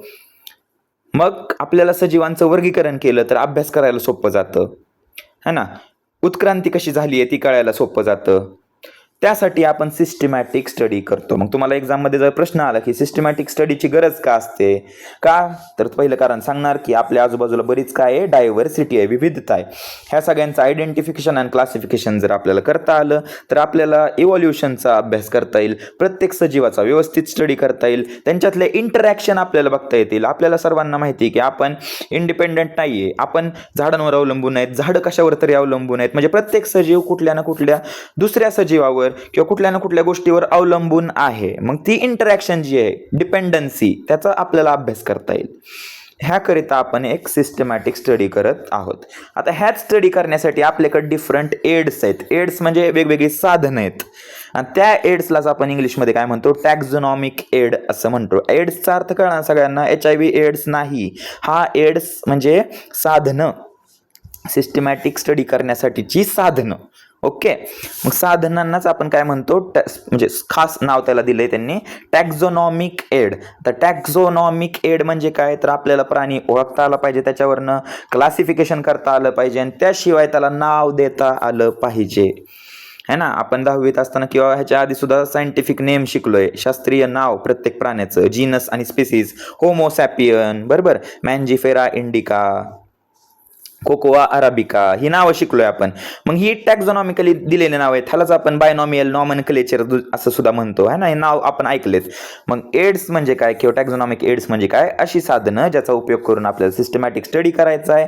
का, कारण आपल्या आजूबाजूला भरपूर डायव्हर्सिटी आहे आणि त्या डायव्हर्सिटीच्या मदतीने आपल्याला प्राणी आयडेंटिफाय करता आलं पाहिजे, क्लासिफाय करता आलं पाहिजे आणि त्यांचं आजूबाजूच्या वातावरणावर कसं इंटरॅक्शन आहे ते कळलं पाहिजे. ठीक आहे, हे तेच म्हणतो आपण पुढे की सिस्टमॅटिक स्टडी क्लासिफिकेशन का करायचं, इंटरॅक्शन, इंटररिलेशन करण्यासाठी आणि बायोडायव्हर्सिटी, विविधता शिकण्यासाठी. ओके, अजून एक पॉईंट आता की why do we study large number of organism, same कारण तेच, आयडेंटिफिकेशन करता आलं पाहिजे, क्लासिफिकेशन करता आलं पाहिजे, त्यांच्याबद्दल उत्क्रांती वगैरे कशी झाली ती कळली पाहिजे. त्यामुळे ह्या प्रश्नाचं उत्तर आता तुम्ही सहज लिहू शकता. काही आपल्या बायोलॉजीची खासियत हीच आहे की एक गोष्ट तुम्ही शिकला ती गोष्ट तुम्ही दुसऱ्या ठिकाणी सुद्धा वापरू शकता. बऱ्याच गोष्टी इंटरलिंक आहेत, प्रत्येकाचा संबंध कुठं ना कुठं येतो, त्यामुळं कुठलंही उत्तर तुम्ही व्यवस्थित अप्लाय करू शकता. व्यवस्थित, फक्त गरज काय आहे त्या प्रश्नाची ते बघून उत्तर लिहिलं, 100% तुम्हाला त्या प्रश्नाचं उत्तर लिहिता येईल आणि तुम्हाला ते मार्क मिळतील सुद्धा. नंतर बघा, सजीव एवढी आहेत, त्यांचं क्लासिफिकेशन आपण बघणार आहे. म्हणजे बघितलं, हे माहिती आहे आपल्याला, हे तुमच्या टेक्स्टबुकमध्ये दिलं नाही पण हे तुम्हाला माहिती आहे की सजीवांचं न्यूट्रिशनवरनं क्लासिफिकेशन पडतं. स्वयंपोषी म्हणजे ऑटोट्रॉफिक, स्वतःच जेवण स्वतः बनवतात म्हणजे प्लांट्स. हेट्रोट्रॉफिक म्हणजे दुसऱ्यांवर अवलंबून असतात, ते म्हणजे आपले ॲनिमल्स असतील. आणि पॅरासायटिक म्हणजे जे दुसऱ्या प्राण्यांच्या शरीराच्या आत जाऊन जगतात किंवा दुसऱ्या प्राण्यांच्या अंगाला चिकटून, जसं की गोचीड असेल किंवा लीच आपण बघितलं, रक्त पिणारे प्राणी असतात. हे पॅरासायटिक आहे की दुसऱ्यांचं रक्त वगैरे पिऊन किंवा काहीतरी घेऊन हे जगतात. परत अजून ह्यात उदाहरण तुम्ही ते डॉडर ऐकलं असेल, डॉडर कस्क्युटा नावाचं झाड असतं, ते स्वतः काही करू शकत नाही, त्यामुळे ते दुसऱ्या झाडांवर टाकलं की ते दुसऱ्या झाडांमधनं पोषक तत्व घेतं आणि त्या झाडाला मारून टाकतं. मग हे पॅरासायटिक प्लांट्स किंवा पॅरासायटिक ॲनिमल्स आपण म्हणूया. ओके, आता अजून एक पॉईंट, हा पॉईंट एक सर्वांनी लक्षात ठेवा, हा क्यूट तरी लिहून ठेवा व्यवस्थित, की लोअर ऑर्गॅनिझम्समध्ये म्हणजेच ज्या प्राण्यांमध्ये विकास कमी असतो, ते विकास कमी म्हणजे आता त्यांचा आकार पण छोटासा राहणार, एकपेशीय वगैरे राहतील, प्रोकॅरियोट राहतील, युनिसेल्युलर, हे आपण सांगतो लोअर ऑर्गॅनिझम्स असतात. त्यांच्यामध्ये ग्रोथ आणि रिप्रोडक्शन हे दोन्ही गोष्टी काय राहणार आहेत, सेम राहणार आहेत. ह्यांच्यामध्ये ग्रोथ आणि रिप्रोडक्शन हे वेगळं आहे असं आपल्याला दाखवता येणार नाही, कारण आपण शिकलोय लोअर ऑर्गॅनिझमचं उदाहरण घेतलं तर अमिबा घ्या. आता अमिबाचा आकार वेडावाकडा असतो, सर्वांना माहिती. अमिबा ग्रोथ म्हणजे कंप्लीट असा साईज वाढत जाते का त्याची कंटिन्यू, तर नाही, त्याची साईज वगैरे फिक्सच राहते, हे आपण शिकलोय है ना. साईज वगैरे त्याची काय राहते, फिक्स राहते. अमिबाची साईज बघा अशी कशी तरी राहतो अमिबा. आणि आपल्याला माहिती की हा रिप्रोड्यूस करतो म्हणजेच काय, तर हाच स्वतःचे काय करतो, 2 पार्टमध्ये हा स्वतःला डिवाइड करतो, अर्धा पार्ट जातो इकडं, त्यापासून एक प्राणी, अर्धा पार्ट जातो इकडं, त्यापासून एक प्राणी, ह्याचं अस्तित्व मिटून जातं. ह्याच्या बॉडीपासूनच 2 बॉडी तयार होतात. ठीक आहे, म्हणजे ह्याच्यामध्ये हा ग्रोथ करतोय असं पण म्हणता येईल की एकाचे 2 होत आहेत म्हणजे हा ग्रोथ पण करतोय. पण आपल्याला दिसतंय की एकाचे 2 होतोय, सेम प्रजाती तयार होत आहेत, सेम अमिबाच, ह्याला पण अमिबाच म्हणणार ना तुम्ही, ह्याला पण अमिबाच म्हणणार तुम्ही, इथं पण अमिबा तयार होतो, इथं पण, मग ह्याला रिप्रोडक्शन पण म्हणता येईल. त्यामुळे लोअर ऑर्गॅनिझम म्हणजे जे कमी विकसित प्राणी असतात त्यांच्यामध्ये जे ग्रोथ आणि रिप्रोडक्शन ही सेम असते. ह्यालाच आपण इन्क्लुझिव्ह असं सुद्धा म्हणतो, इन्क्लुझिव्ह. ओके, मी लिहितो इथं शब्द इन्क्लुझिव्ह म्हणजेच काय, ते दोन्हीतला आपल्याला फरक सांगता येत नाही. इन्क्लुझिव्ह म्हणजे दोन्ही एकंदरीत सेम आहेत, दोघात आपल्याला फरक करता येत नाही. ग्रोथ म्हणजेच रिप्रोडक्शन आणि रिप्रोडक्शन म्हणजेच ग्रोथ. हे कुठं बघायला मिळतं मित्रांनो? लोअर ऑर्गॅनिझम मध्ये फक्त. ठीक आहे, पण त्याविरुद्ध आपले हायर ऑर्गॅनिझम जे जास्त विकसित सजीव असतात, जसं की आपण. आता आपल्यामध्ये ग्रोथ आणि रिप्रोडक्शन ह्या दोन गोष्टी काय आहेत? वेगवेगळ्या आहेत. आपण ग्रो करतो म्हणजे आपलं वजन, उंची वाढणं, ह्या सगळ्या गोष्टी एका बाजूला राहतात. आणि रिप्रोडक्शन म्हणजे एका प्राण्यापासून नवीन प्राणी तयार होणं, बाळ जन्माला येणं, ही एक वेगळी गोष्टी आहे. म्हणजे वेगळी गोष्टी म्हणजे डिफरंट थिंग आहेत ह्या दोन्ही. त्यामुळे ह्याला आपण आता काय म्हणतो? एक्सक्लुझिव्ह असं म्हणतो. म्हणजे आपल्यामध्ये ग्रोथ आणि रिप्रोडक्शन ह्या वेगवेगळ्या गोष्टी आहेत, एकच गोष्ट नाहीये. कळतंय सर्वांना इन्क्लुझिव्ह आणि एक्सक्लुझिव्हचा अर्थ? इन्क्लुझिव्ह म्हणजे एकातच सगळं येतं, दोन्ही सेमच आहे, ग्रोथ रिप्रोडक्शन दोन्ही एक एलिमेंट सेमच, त्याला म्हणायचं इन्क्लुझिव्ह. ते कुणामध्ये बघायला मिळतं? आपल्याला लोअर ऑर्गॅनिझम मध्ये बघायला मिळतं.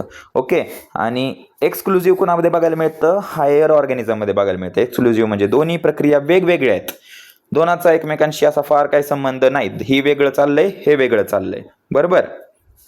त्यामुळं हे एक टेबल लक्षात ठेवा, ह्याच्यावर प्रश्न येणार आहे पुढं, त्यामुळे हे सर्वांनी उत्तर ह्याचं द्यायचं आहे. आता बघूया नंतर इनविट्रो म्हणजे काय असतं. आता आपण इनविट्रो शब्द ऐकलंय है ना, IVF शिकलो आपण, बरोबर. IVF मध्ये शिकताना आपण शिकलो इनविट्रो बेबी, बरोबर, जो टेस्ट ट्यूब मध्ये तयार होतो. आजकाल इनविट्रो सेंटर बघायला मिळतात, ज्यामुळे पालकांना मुलं होण्यात अडचण होतात, ते इनविट्रो फर्टिलायझेशन करतात, IVF करतात, हे आपण शिकलोय. मग ते IVF जे आहे, आता ते बाळ होणं वेगळं. इनविट्रोचा अर्थ काय? ज्या प्रक्रिया आपण टेस्ट ट्यूब मध्ये करतो, काचीच्या भांड्यात करतो, लॅब मध्ये करतो, त्या प्रक्रियांना म्हणायचं इनविट्रो प्रोसेसेस किंवा इनविट्रो काय असेल नसेल ते, ठीक आहे, त्यांना इनविट्रो म्हणायचं. म्हणजे ते आपण लॅबोरेटरीमध्ये करतोय, टेस्ट ट्यूब मध्ये करतोय, त्यामुळे त्याचा बेबीला आपण टेस्ट ट्यूब बेबी म्हणतो ना. IVF मधून झालेला बेबी म्हणजे टेस्ट ट्यूब बेबी असं म्हणतो. पण आता त्या बेबीला लांब ठेवा थोडंसं, तुम्हाला तेवढंच माहिती आहे. कारण आता इनविट्रो म्हणजे काय? ह्यात बऱ्याच प्रक्रिया येऊ शकतात. ह्यात झाडांची पण प्रक्रिया होऊ शकते, एका पेशीपासून नवीन पेशी तयार होणे पण होऊ शकते. बऱ्याच प्रक्रिया आपण टेस्ट ट्यूब मध्ये करू शकतो. मग त्या ज्या प्रक्रिया असतात त्यांना आपण लिव्हिंग म्हणायचं का नॉन लिव्हिंग म्हणायचं? हा सगळ्यात मोठा प्रश्न आहे. तर आता व्यवस्थित सांगू, आपण लिव्हिंग म्हणतो. आपण लिव्हिंग कुणाला म्हणतो? ज्यांच्यामध्ये मेटाबॉलिझम चालतं, काहीतरी तयार होतंय, काहीतरी ब्रेकडाऊन होतंय, त्या प्राण्यांना स्ट्रक्चर आहे, सेलचं व्यवस्थित ऑर्गनायझेशन आहे, त्या गोष्टींना आपण लिव्हिंग असं म्हणतो. आणि नॉन लिव्हिंग कुणाचं? तर त्यांना प्रॉपर स्ट्रक्चर नाहीये, ते चाललंय असंच काहीतरी चालू आहे, प्रक्रिया नुसती चालू आहे, त्यांच्यामध्ये सेलचं प्रॉपर स्ट्रक्चर नसेल, त्यांना आपण म्हणायचं नॉन लिव्हिंग. ठीक आहे. आता इनविट्रो ज्या काही प्रोसेस होतात, तर नावातच आहे, आता इनविट्रो ही प्रोसेस आहे, ही एक रिॲक्शन आहे, ह्याच्या माध्यमातून काहीतरी तयार होणार आहे. म्हणजे तयार झालंय का इनविट्रो बेबी? तुम्ही टेस्ट ट्यूब मधल्याच ह्याला बेबी म्हणता का? स्पर्म आणि एग एकत्र केले तो बेबी झाला का? नाही, ती रिॲक्शन आहे. म्हणजे त्या टेस्ट ट्यूब मध्ये असताना आपण त्याला नॉन लिव्हिंगच कन्सिडर करायचं. ओके, मग तुम्हाला एक्झाम मध्ये प्रश्न आला की इनविट्रो ज्या काही प्रक्रिया असतात, इनविट्रो प्रोसेसेस असतात, त्यांना तुम्ही लिव्हिंग म्हणणार का नॉन लिव्हिंग? तर 101% उत्तर लिहून यायचं नॉन लिव्हिंग. कारण आत्ता ते नॉन लिव्हिंग आहेत, ते रिॲक्शन आहे, ती प्रक्रिया आहे. त्यापासून पुढे जेव्हा आपण त्याला पाहिजे ते पोषक तत्व देऊ, पाहिजे तसे न्यूट्रिएंट्स देऊ, त्याची वाढ होणार, मग त्यापासून लिव्हिंग वगैरे काहीतरी तयार होणार आहे. ठीक आहे, मग ही रिॲक्शन आहे, ही प्रोसेस आहे. त्यामुळे सध्याला इनविट्रो प्रोसेसेस काय असतात? नॉन लिव्हिंग असतात. पुढे जाऊन ह्यांचं मे बी हे लिव्हिंग पण होऊ शकतात किंवा मे बी ते नॉन लिव्हिंग पण होऊ शकतात. ठीक आहे, त्यामुळे इनविट्रो प्रोसेसेसला नॉन लिव्हिंगच म्हणायचं. कळतंय ना सर्वांना? एवढं तर कळत असेल. टेस्ट ट्यूब मधल्याच त्या पेशीला आपण काय, किंवा ती पेशी पण नसते, पेशी तयार होणार असते, त्यालाच आपण डायरेक्ट बेबी म्हणून डिक्लेअर करतो का? नाही. जेव्हा ते बाळ पूर्णपणे त्याला प्रॉपर हात पाय आलेले असतात, आपल्या समोर येतं, त्याच गोष्टीला आपण बाळ मारणार ना.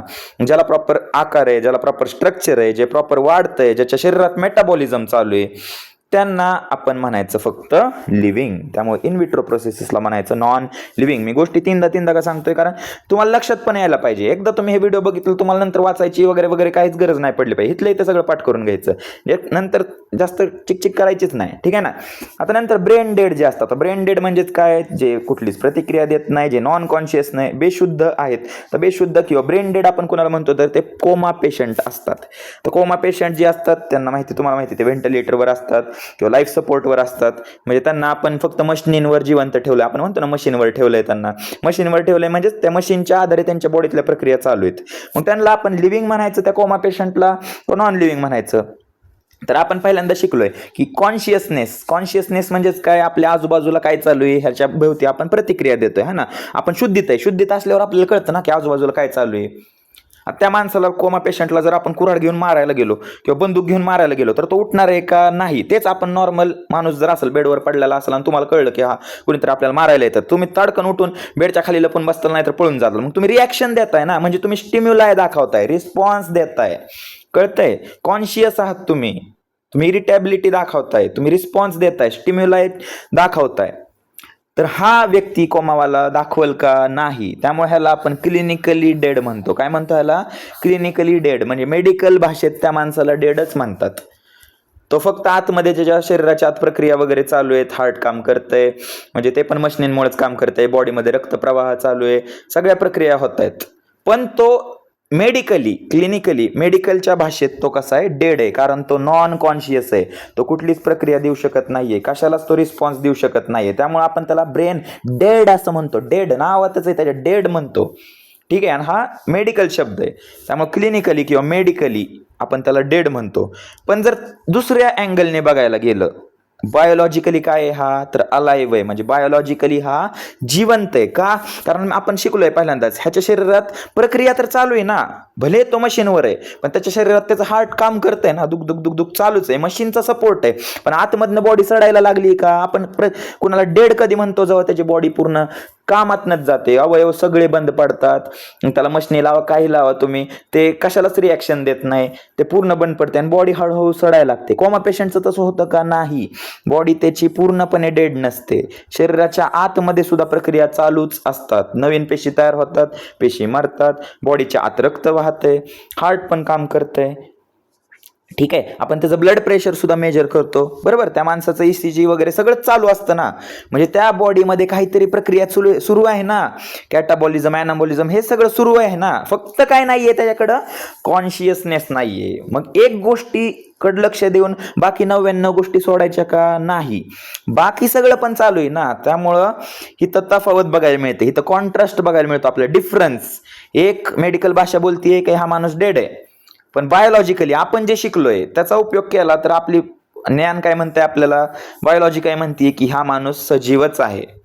जेव्हा सगळे अवयव फेल होतील, मशीन सुद्धा काय करू शकणार नाही, त्यावेळेसच त्याला काय डिक्लेअर करायचं, डेड. मग हे उत्तर लिहिताना व्यवस्थित लिहा की क्लिनिकली किंवा medically the patient is dead but biologically he is alive. आणि त्याला डेड का म्हणायचं clinically, because he is non conscious, he gives no response to the surrounding, but he is biologically alive because he performs metabolism म्हणजेच त्या शरीरात कॅटाबॉलिझम, ॲनाबॉलिझम, काहीतरी तयार होतंय, काहीतरी नष्ट होतंय, हे सगळं चालू आहे ना, शरीरात रक्त वाहतंय, हार्ट चालू आहे, सगळं चालू आहे. त्यामुळे त्याला बायोलॉजिकली अलाइव्ह म्हणता येईल.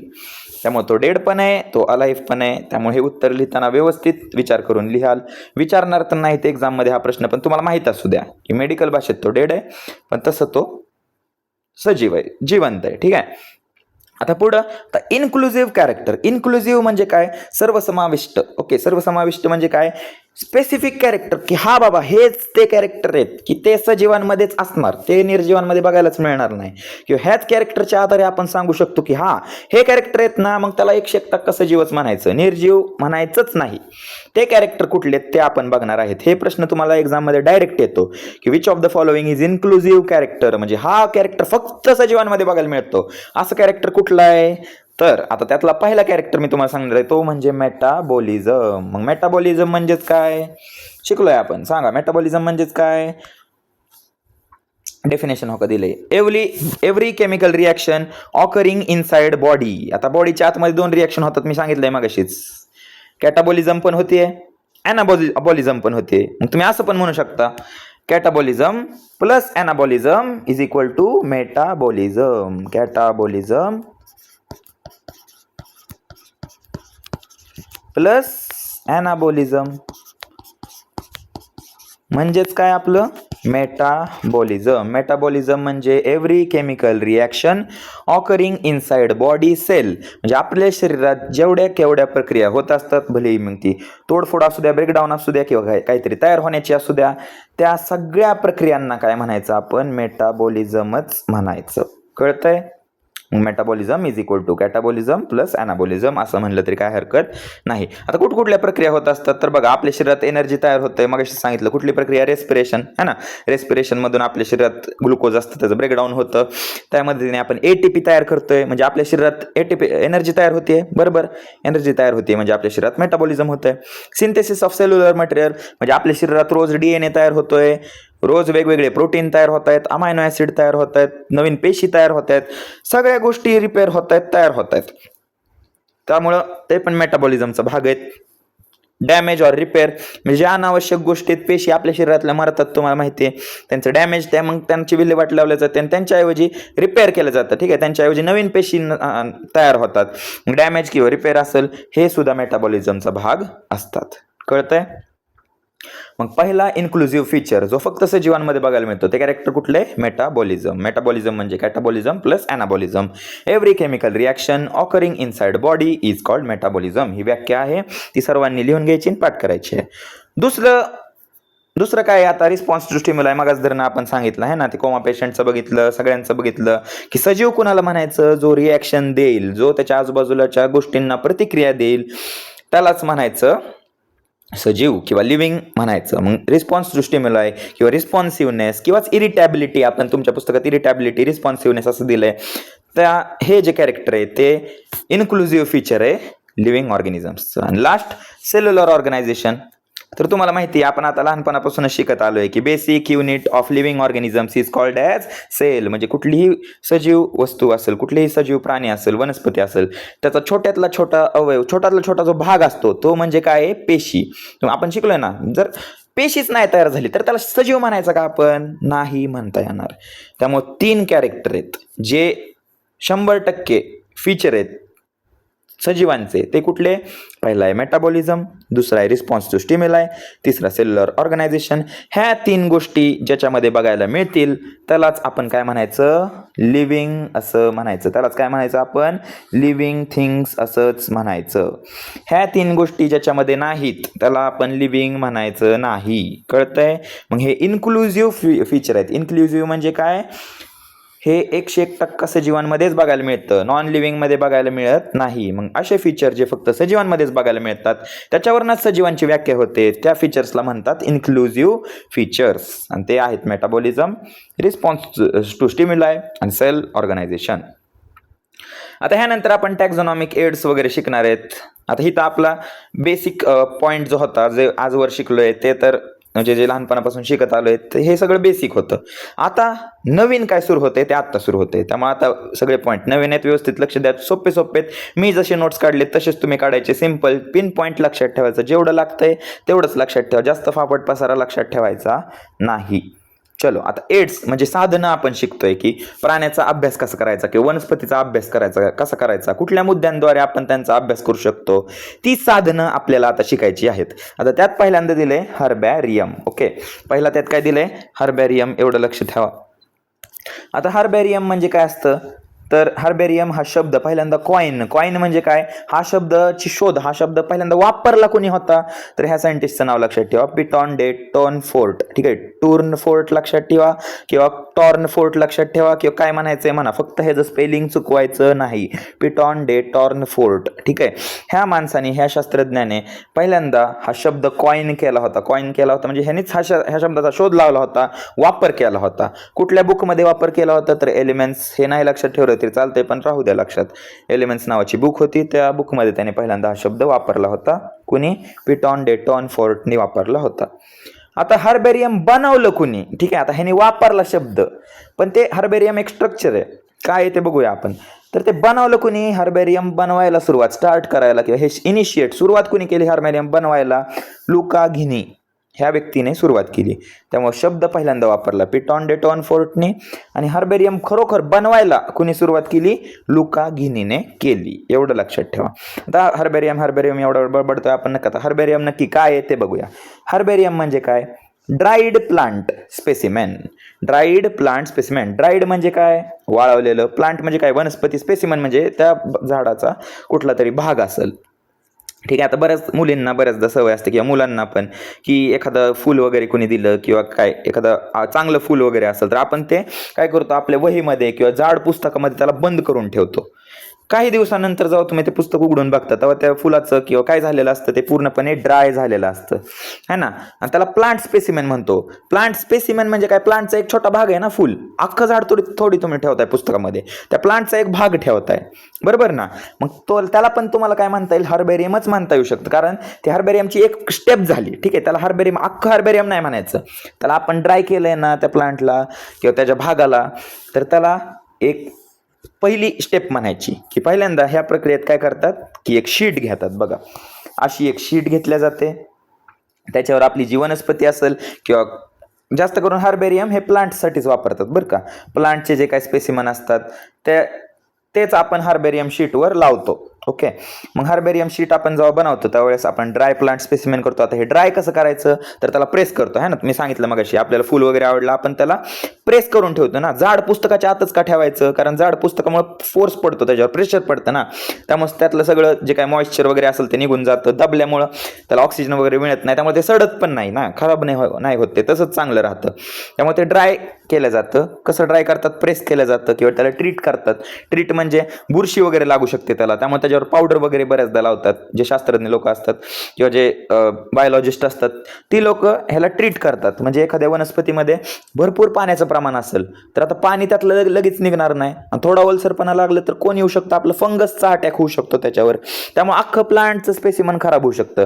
त्यामुळे पहिल्यांदा त्या झाडाला प्रेस करतात, नंतर ट्रीट करतात कशाने? तर पावडर वगैरे टाकत असतील त्याच्यावर, है ना. इन्सेक्ट रेजिस्टंट किंवा इन्सेक्टिसाइड, पेस्टिसाइड हे मारत असतील, जेणेकरून त्याच्यावर वेगळं काहीतरी उगवणार नाही, फंगस वगैरे येणार नाहीत. मग हे पावडर लावल्या जातात आणि माउंट केलं जातं. माउंट म्हणजे ह्याला व्यवस्थित असं रचले ह्याच्यावर पेपरवर ठेवतात आणि सुई धाग्याच्या माध्यमातून त्याला माउंट करतात. माउंट म्हणजे शिवून घेतात, जेणेकरून ते हलणार नाही. प्रॉपर ह्याला स्टिचेस मारतात बघा. हिथं एक स्टिच मारणार, हिथं स्टिच मारतील, हिथं स्टिच मारतील. वेगवेगळ्या फांद्यांच्या ठिकाणी वेगवेगळ्या सुई धाग्याच्या मदतीने ते स्टिचेस मारतात. म्हणजे प्रॉपर त्याला अरेंज करतात त्या शीटवर, जेणेकरून ते हलणार नाही. त्यालाच आपण माउंटिंग असं म्हणतो. आणि हे आपण कुठल्या पण साईजच्या शीटवर करत नाही. एक स्टँडर्ड साईज असते. ठीक आहे. हर्बेरियम एक स्टँडर्ड साईज असते, फिक्स साईज असते हर्बेरियमची शीटची. त्या शीटवरच ते करावं लागतं. आणि ह्या शीटवर आपण एका कोपऱ्यात बघा, हा कुठला कॉर्नर दिसतोय तुम्हाला? तर तुम्हाला माहिती, ही डावी बाजू म्हणजे लेफ्ट साईड, ही राईट साईड. राईट साईडच्या खालच्या कॉर्नरला, लोअर राईट कॉर्नरला आपण एक माहिती लिहितो की ही झाड आता आपण लावलं, त्याला माउंट केलं, सुई धाग्याने बांधलं, वाळवलं वगैरे सगळं केलं की आता ह्या झाडाची माहिती लिहायची, ह्या पार्टची, की बाबा कुठल्या तारखेला हे झाड आपण कलेक्ट केलंय, कुठल्या ठिकाणाहून कलेक्ट केलंय, म्हणजे कुठली प्लेस होती. Detailed classification. आता आपण शिकलोय kingdom, phylum, class, order, family, genus, species आहे ना. Kingdom, division, class, order, family, genus, species ही हायरार्की आहे. फॅमिली ही ते सगळं शिकलोय आपण. किंगडम, प्लांटी 9वीत आपला धडा झालेला होता. Bryophyta, thallophyta, pteridophyta. मग हा कुठल्या ग्रुपचा आहे बाबा नक्की, ते सांगण्यासाठी आपण ह्याचं वर्गीकरण पण मेन्शन करतो की हे ह्या ग्रुपचा मेंबर आहे, ह्या सृष्टीचा मेंबर आहे. ठीक आहे. Name of collector. कलेक्टर म्हणजे ज्या माणसाने ही झाड गोळा केलंय, ज्या माणसाने हे कलेक्ट करून आणले, सॅम्पल गोळा करून आणले आणि शीट बनवली, त्या माणसाचं नाव म्हणजे नेम ऑफ कलेक्टर. दुसरं कॅरेक्टर ऑफ प्लांट. आपण तिथे 1-2 लाईनीत कॅरेक्टर पण लिहून देतो की हे झाड बाबा कसं आहे, वुडी आहे का, कसं आहे, किंवा ह्याच्यावर काटे वगैरे आहेत का, किंवा पानं कशी आहेत, म्हणजे झाडाचे जे काही वैशिष्ट्य असतील, गुणधर्म असतील ते आपण लिहितो. शिवाय त्या जागा म्हणजे लोकल नेम. ठीक आहे. जसं प्रत्येक ठिकाणी प्रत्येक वस्तूचं नाव वेगवेगळं असतं, तसंच ह्याला लोकल नेम आपण देतो की त्या जागेत मिळतंय ना ते, मग त्या जागेतली लोक त्या झाडाला कुठल्या नावाने ओळखतात बाबा, किंवा त्याला काय म्हणतात त्या भाषेत, त्या ठिकाणी काय म्हणलं जातं, कुठल्या नावाने ते ओळखलं जातं. मग हे असतं त्याचं लोकल नेम. ते नाव सुद्धा त्याचं तिथं देण्यात येतं. आणि हे सगळं आपण कुठं लिहितो, तर lower right corner of sheet है ना. मी म्हणलं ही डावी बाजू, ही आपली उजवी बाजू म्हणजे राईट हँड साईड. कुठल्या राईट हँड साईडला? Lower corner, lower right corner. आणि हे जे असते, ही जे स्क्वेअर तुम्हाला दिसतोय जिथं आपण ती माहिती लिहितो, त्याला आपण काय म्हणायचं? लेबल असं म्हणायचं. मग हार्बेरियम म्हणजे काय सांगा मित्रांनो, चला रिवाईज करू आपण पटपट पटपट. हार्बेरियम म्हणजे काय सांगा, की इथं आपण सगळे जे प्लांट स्पेसिमन असतो त्याला काय करतो आपण, ड्राय करतो. ड्राय केल्यानंतर त्याला आपण ड्राय कसं करतात, तर त्याला प्रेस करतो आपण, है ना. प्रेस केल्यानंतर त्याला ट्रीट करतो आपण. ट्रीट म्हणजे त्याला आपण इन्सेक्टिसाइड वगैरे लावतो, जेणेकरून किडे वगैरे त्याच्यावर चढू नये, किंवा फंगीसाइड लावतो, फंगस वगैरे येऊ नये त्यासाठी, है ना. आणि त्याला आपण माउंट करतो सुई धाग्याच्या मदतीने, मी सांगितले तुम्हाला, त्याला व्यवस्थित आपण अरेंज करतो. आणि शीट कुठल्या पण शीटवर अरेंज करायचं का, तर नाही, एक स्टँडर्ड साईज असते शीटची, त्या शीटवरच फिक्स साईज असते, त्या शीटवरच आपण त्याला लिहितो.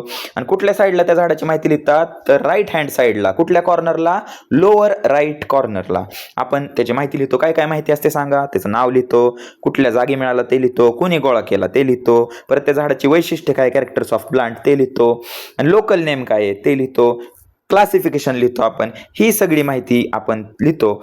आणि ज्या ठिकाणी ते लिहितो त्याला आपण काय म्हणतो, लेबल असं म्हणतो. मग हा झाला आपला पहिला टॅक्झॉनॉमिक एड कंप्लीट. त्याचं नाव होतं हर्बेरियम.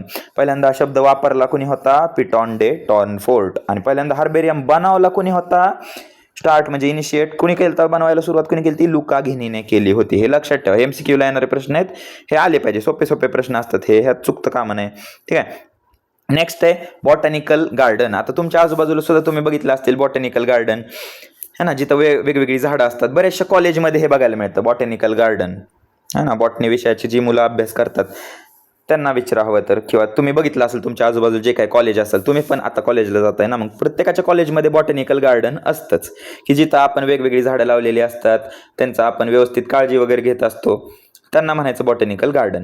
आता नीट लक्षात ठेवा, बॉटॅनिकल गार्डन म्हणजे काय, एक प्लेस आहे, एक जागा आहे, जिथं प्लांट ऑफ डिफरंट व्हरायटी, वेगवेगळ्या प्रकारच्या व्हरायटीची झाडं आपण काय करतो, कलेक्ट करतो. ठीक आहे. एका ठिकाणी सगळी झाडं लावलेली असतात, आणि ती झाडं आपण डिफरंट पार्ट्स ऑफ वर्ल्डमधनं आणतो, म्हणजे वेगवेगळ्या ठिकाणाहून ती झाडं आणतो. कारण तुम्हाला माहिती आहे, दिवसेंदिवस झाडांची संख्या काय होत चालली आहे, कमी होत चालली आहे. तर जर ते झाड आपण वेगवेगळ्या ठिकाणी आणून त्याचा अभ्यास नाही केला, तर ते झाड जे एका ठिकाणीच आहे तिथून जर ते नष्ट झालं, तर ते अख्ख्या जगातून नष्ट होऊन जाईल, वर्ल्डमधनं ते एक्सटिंक्ट होऊन जाईल, नष्ट होऊन जाईल, त्याची एक सुद्धा प्रजाती कुठं सापडणार नाही. त्यामुळे त्यांच्या संगोपनासाठी, संवर्धनासाठी, कन्झर्वेशनसाठी आपण ही झाडं आणतो डिफरंट पार्ट्स ऑफ वर्ल्ड पासून. ठीक आहे. वेगवेगळ्या ठिकाणाहून ही झाडं आपण आणतो. ठीक आहे. त्यांचं बिया आणत असेल आपण, किंवा त्यांची मुळं आणत, ज्या पद्धतीने ते झाड उगतं त्या पद्धतीने तो भाग आपण त्याचा आणतो, आणि ती झाडं आपण वेगवेगळ्या व्हरायटीची एका ठिकाणी लावतो. त्या ठिकाणालाच म्हणायचं बॉटॅनिकल गार्डन. जगभरातून वेगवेगळ्या ठिकाणीची वेगवेगळ्या पद्धतीची झाडं आपल्याला इथं बघायला मिळतात. आता बघा, ही जी प्लांट्स जे असतात, ही झाडं जी आपण लावली आहे, त्याचा आपण सायंटिफिकली आणि सिस्टमॅटिकली त्यांना ग्रो करतो. म्हणजे आता ही झाडं, कुठली झाडं लावायची, कुठली पण झाड उचलून आणायचं का, नाही. जी झाडं मी सांगितलंय, जी झाडांची संख्या खूप कमी आहे, खास करून तीच झाडं आपण लावतो. आणि आता झाड ज्या त्याच्या नॅचरल एन्व्हायरमेंटमध्ये वाढत असतं, मी तुम्हाला सांगितलंय. आता एखादं झाड असेल, कुठल्या तरी वातावरण वेगळं असेल, जंगलात वाढतंय, आणि त्याला तुम्ही आपल्या कॉलेजमध्ये आणून लावलं, समजा तुमच्या घराच्या जवळ लावलं, तर त्याला पाहिजे तसं वातावरण नाही मिळालं, पाहिजे तसं अन्न पाणी नाही मिळालं, पाहिजे तसं कंडिशन्स नाही मिळाले, तर ते झाड काय होणार, मरून जाणार. त्यामुळं ह्या ठिकाणी बॉटॅनिकल गार्डनमध्ये आपण त्याला सायंटिफिकली आणि सिस्टमॅटिकली ग्रो करतो. ठीक आहे. मग त्या ठिकाणी त्याची झाडाची व्यवस्थित काळजी घेतली जाते. रोज लोक येऊन बघतात त्या झाडाला कुठला आजार, तर रोग वगैरे तर पडणार नाही, कुठल्या किड्यांनी त्याच्यावर अटॅक तर केला नाही, ठीक आहे, कुठलं व्हायरल इन्फेक्शन तर त्या झाडाला झालं नाही आहे ना. रोज त्या झाडाचा अभ्यास केला जातो आणि बघितलं जातं की ते झाड व्यवस्थित वाढतंय का नाही. ठीक आहे. म्हणजे व्यवस्थित पद्धतशीर झाडाचं वाढ इथं केली, झाडाची वाढ इथं केली जाते. ठीक आहे. आता ही जी पद्धत आहे, जिथं आपण झाड बाहेरून एका ठिकाणी आणतो, नॅचरल एन्व्हायरमेंटमधून आणतोय आणि आपल्या ठिकाणी, आपल्या जवळ वेगळ्या ठिकाणी लावतोय, ह्या पद्धतीला म्हणायचं इन विवो मॅनर. ही नावं लक्षात ठेवा, ही नावं डायरेक्ट एक्झामला विचारतात. इन विवोचा अर्थ काय, की विदिन द एन्व्हायरमेंट आपण त्याला लावतोय. ठीक आहे. म्हणजे निसर्गामध्ये आपण जर आता ते शेवटी निसर्गामध्येच लावतोय ना, आपण त्याला निसर्गामध्येच ग्रो करतोय. टेस्ट ट्यूबमध्ये ग्रो करतोय का, नाही. टेस्ट ट्यूबमध्ये जर आपण ग्रो करत असतो तर आपण त्याला काय म्हणतो, इन विट्रो. आणि त्याच्या विरुद्ध शब्द आहे इन विवो, म्हणजे आपण त्या झाडाला निसर्गामध्येच ग्रो करतोय, बाकीच्या झाडांबरोबरच ते झाड उगतंय. त्यामुळे जर आपण एखादा प्रयोग निसर्गामध्येच करत असू तर त्याला म्हणायचं इन विवो. आणि तीच जर प्रयोग आपण लॅबमध्ये, टेस्ट ट्यूबमध्ये, ग्लासमध्ये करत असेल, है ना, काचेच्या भांड्यात वगैरे करत असेल, तर त्याला म्हणायचं इन विट्रो. त्यामुळे बॉटॅनिकल गार्डन हे इन विवो पद्धतीत केलं जातं, म्हणजे निसर्गामध्येच आपण ते झाड उगवतोय. ठीक आहे.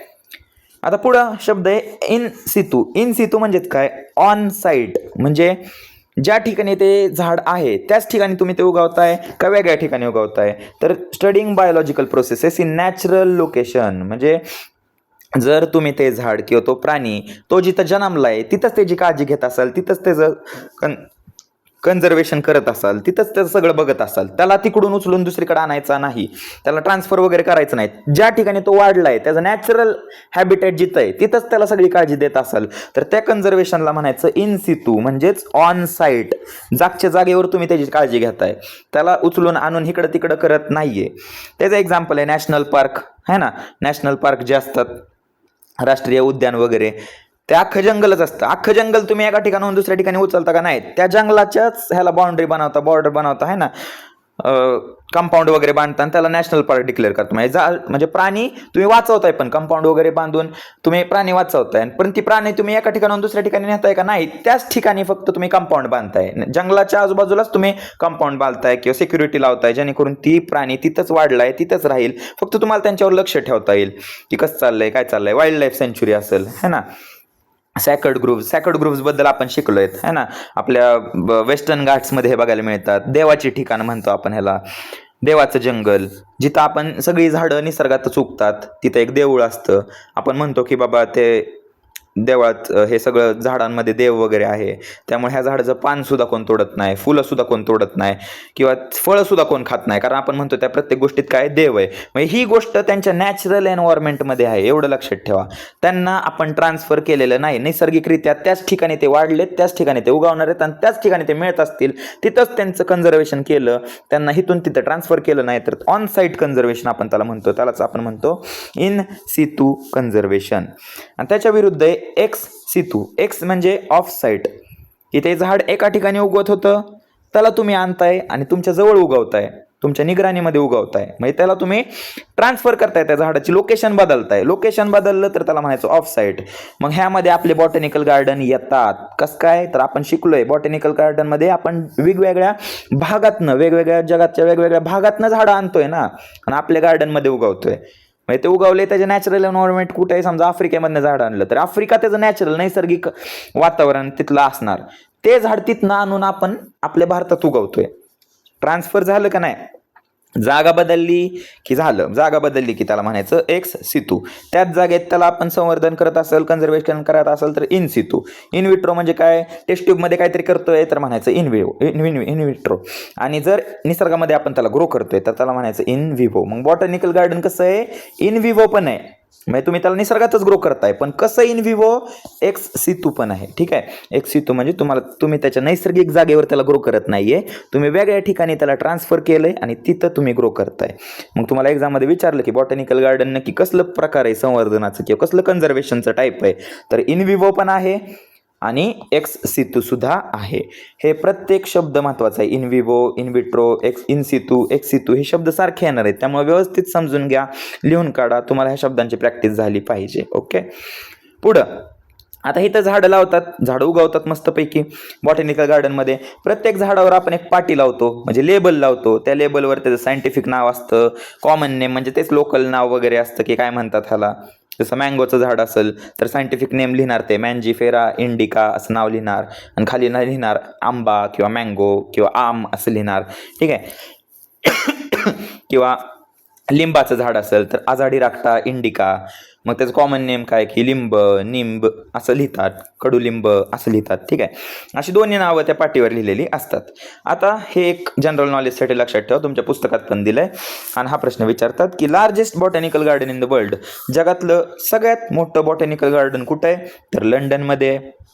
सगळ्यात मोठी म्युझियम पण त्यांच्या लोकांकडेच आहेत, सगळं त्यांच्याकडेच आहे. ठीक आहे, त्यामुळे रॉयल बॉटॅनिकल गार्डन क्यू हे लंडनमधलं सगळ्यात मोठं, जगातलं सगळ्यात मोठं बॉटॅनिकल गार्डन आहे. मग आता हे जगातलं तर शिकलो, आता पुढचा पॉईंट भारतातलं कुठलं आहे, मग ज्याचं चित्र तुम्हाला बुकमध्ये पण दिलंय, ग्रेट बनियान ट्री हे चित्र तुम्हाला बुकमध्ये दिलंय. तर हे largest botanical garden of India, भारतातलं सगळ्यात मोठं गार्डन कुठलं आहे, कलकत्ता बॉटॅनिकल गार्डन. त्याचं नाव आता बदलण्यात आलंय, आचार्य जगदीशचंद्र बोस बॉटॅनिकल गार्डन. हे अख्खं नाव लक्षात ठेवा. ठीक आहे, पुस्तकात कारण चित्र दिलेलं आहे, तुम्हाला जनरल नॉलेजसाठी पण माहीत पाहिजे. आणि तुम्ही बायोलॉजी शिकताय, वनस्पतींविषयी शिकताय, तर तुम्हाला 100% माहीतच पाहिजे. आणि हे MCQला किंवा 1 मार्करला विचारू शकतात की largest botanical garden of world काय आहे, तर काय लिहिणार, क्यूमध्ये आहे, लंडनमध्ये, है ना. आणि largest botanical garden of India कुठे आहे, तर कलकत्तामध्ये आहे. है ना. कलकत्तामध्ये आहे कलकत्ता बॉटॅनिकल गार्डन, किंवा आत्ता त्याचं नाव काय म्हणतो आपण, आचार्य जगदीशचंद्र बोस बॉटॅनिकल गार्डन. आणि इथं सगळ्यात मोठं वडाचं झाड आहे, त्यालाच आपण the great banyan tree. Banyan tree म्हणजे वडाचं झाड, खूप मोठं वडाचं झाड आहे. गुगलवर वगैरे तुम्ही चित्र वगैरे बघू शकता, किंवा तुमच्या पुस्तकामध्ये सुद्धा दिलेलं आहे. एकच झाड आहे पण खूप मोठं आहे. नेक्स्ट येतो आपलं म्युझियम. ओके, म्युझियम संग्रहालय तुम्ही बघितलं असेल है ना. राजे महाराजांचे वस्तू तिथं ठेवतात, पण ते संग्रहालय वेगळं, हे संग्रहालय वेगळं. ते ऐतिहासिक संग्रहालय, तिथे इतिहासातले वस्तू ठेवतो आपण. हे प्राणी संग्रहालय किंवा वनस्पती संग्रहालय आपण म्हणतो.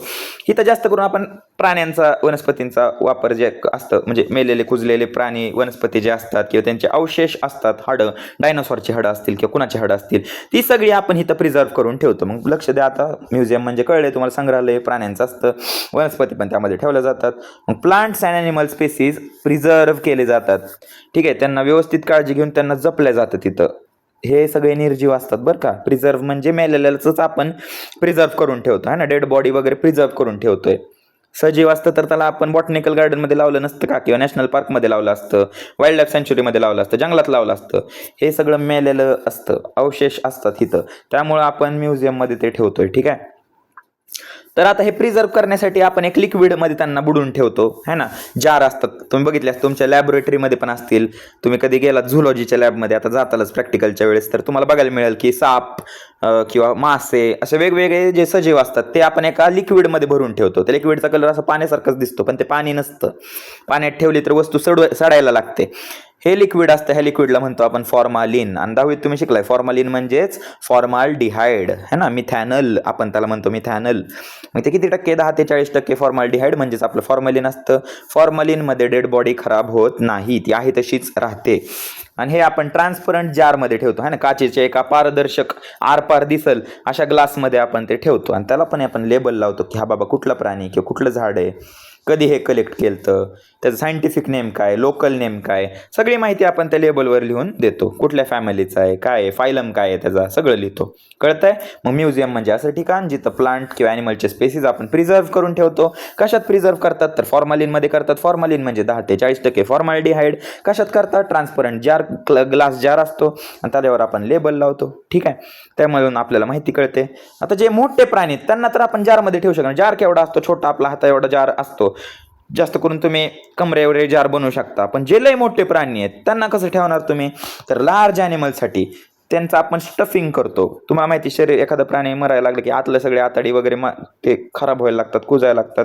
त्यामुळे त्यांचे सगळे अवयव आपण काढून ठेवतो, त्यांची हाडं फक्त ठेवतो आपण आणि स्किन ठेवतो. आणि ते त्याला मांस देण्यासाठी, ठीक आहे, मांस म्हणजे त्याला एक असं भरदार दिसण्यासाठी आपण त्याचं स्टफिंग करतो. त्या जो काही प्राणी त्याच्या आतमध्ये आपण वेगवेगळ्या वस्तू स्टफ करतो. जसं बाहुलीच्या आत कसं कापूस भरलेला असतो, त्याप्रमाणे त्या प्राण्याच्या आतमध्ये आपण वस्तू स्टफ करतो, जेणेकरून त्याला आकार व्यवस्थित येईल. किंवा त्याची स्किन आपण स्ट्रेच करतो है ना, ताणून तारेच्या मदतीने असं त्याला आकार देतो व्यवस्थित ताणून, जेणेकरून आपल्याला असं वाटेल तो भालू किंवा तो जो प्राणी आहे तो उभा आहे असा, किंवा बसलाय किंवा चालतोय, किंवा त्याला लाकडी आपण सपोर्ट देतो. आणि अशा प्रकारे त्याचं प्रिझर्वेशन केलं जातं. आणि ह्या पद्धतीलाच काय म्हणतो आपण, टॅक्सीडर्मी असं म्हणतो. म्हणजे टॅक्सीडर्मी म्हणजे अशी पद्धत जिथं लार्ज ॲनिमल्सचं आपण स्टफिंग करतो आणि त्या माध्यमातून त्यांना प्रिझर्व्ह करतो, ह्याला म्हणायचं टॅक्सीडर्मी. डर्मी म्हणजे डर्मचा अर्थ असतो स्किन. आपण त्याच्या स्किनला व्यवस्थित खिळे वगैरे ठोकून असे पसरून, बघा राजे महाराजे लोक तुम्ही बघितलं असेल पिक्चर वगैरे मध्ये, की भिंतीवर ते असे खिळे वगैरे ठोकून त्यांची कातड असे पसरून लावायचे, किंवा जमिनीवर पण हातरत होते. आता तसं करत नाही. आता आपण म्युझियममध्ये व्यवस्थित तेच असं ताणून, स्किन वगैरे ताणून व्यवस्थित भिंतीवर लावतो, किंवा त्या प्राण्याला चालतंय असं दाखवतो, माउंटिंग करतो व्यवस्थित त्याचं. जसं हार्बेरियमचा आपण सुई दोरा वापरत होतो, तसं इथं आपण लाकडं खिळं जे मिळेल ते स्टफिंग हे करून त्या प्राण्याला आकार देतो, व्यवस्थित प्रिझर्व्ह करतो. ह्या पद्धतीला म्हणायचं टॅक्सीडर्मी. डेफिनेशन येते, 1 मार्कला विसरायचं नाही. आणि ह्याचंच जे ड्राईड फॉर्म असतं, जे वाळलेले असतं समजा, ठीक आहे, वाळलेलं काही सापडलं, अवशेष वगैरे सापडले, तर ते आपण त्याचं स्पेसिमन पण आपण प्रिझर्व्ह करून ठेवतो. मग इथं ड्राईड स्पेसिमन बघायला मिळतात. पण शेल्स असतील है ना, शेल माहिती आहेत तुम्हाला सगळ्यांना, शेल असतील, स्केलेटन असतील. आता अवशेषांगे स्केलेटन आपण म्हणतो, हाडं असतील, त्या हाडांना काय आता ते कुजणार वगैरे तर नाहीये, है ना. त्यामुळे त्यांना आपण आहे तसंच डिस्प्ले करतो की हे हाड आहे बाबा डायनोसॉरचं हाड. डायनोसॉर तुम्ही बघितलं पिक्चर वगैरे मध्ये बघितलं असं, डायनोसॉरचे हाड एकत्र करतात आणि तारं वगैरे जोडून त्याचं असं रचून ठेवतात. डायनोसॉरचा अख्खा सापळा आपल्याला बघायला मिळतो. मग तेच आहे. ठीक आहे. मग इथं आपण शेल बघतो, वेगवेगळे शंख वगैरे बघायला मिळतात, स्केलेटन म्हणजे वेगवेगळे सापळे बघायला मिळतात. आणि जे इन्सेक्ट असतात, आता छोटे छोटे इन्सेक्ट ते आपण बॉक्सेसमध्ये ठेवतो. ठीक आहे. बॉक्समध्ये चांगलं त्याला कव्हर करून व्यवस्थित झाकून वगैरे ठेवतात, पारदर्शक असं दिसलं पाहिजे असं ठेवतात ते. ठीक आहे. असं सुगड्यावर ठेवत नाही, कारण इन्सेक्ट वाऱ्याने पण उडून जाऊ शकतं, ते काही होऊ शकतं त्याच्यावर, किंवा कुठलं तरी किडा येऊन ते इन्सेक्टला खाऊन टाकल, काही होऊ शकतं. मग मेलेले किडे सुद्धा असे व्यवस्थित बॉक्समध्ये ठेवले जातात. त्यांचे पण अवशेष व्यवस्थित ठेवले जातात की पंख कसे आहेत व्यवस्थित सगळ्यांचा स्टडी करण्यासाठी. म्युझियम म्हणजे कळलं सगळ्यांना. ओके. इथं सगळ्या प्रकारचे प्राणी, सगळ्या प्रकारचे प्लांट्स मेलेले कुजलेले असतील, ड्राईड फॉर्ममध्ये असतील, शेल असतील, स्केलेटन, हे सगळे ठेवले जातात. एवढं फक्त लक्षात ठेवा की फॉर्मॅलिनचा वापर करतात प्लांट्स आणि ॲनिमल स्पेसिस ठेवण्यासाठी. आणि हे सगळ्यावर लेबल असते, ट्रान्सपरंट जारमध्ये ठेवलं जातं वगैरे वगैरे. बेसिक माहिती तुम्हाला तर माहितीच आहे. प्राणी संग्रहालयात तर तुम्ही कधी ना कधी गेलेले असतालच, आणि नसल गेलात तर तुमच्या लॅबमध्ये बघतालच. नेक्स्ट आहे झूलॉजिकल पार्क. तर झू म्हणजे सगळ्यांनी बघितलंय ना, सगळे आपण म्हणतो झूला फिरायला जायचंय, झूला आमच्या शाळेची ट्रिप जाणार आहे.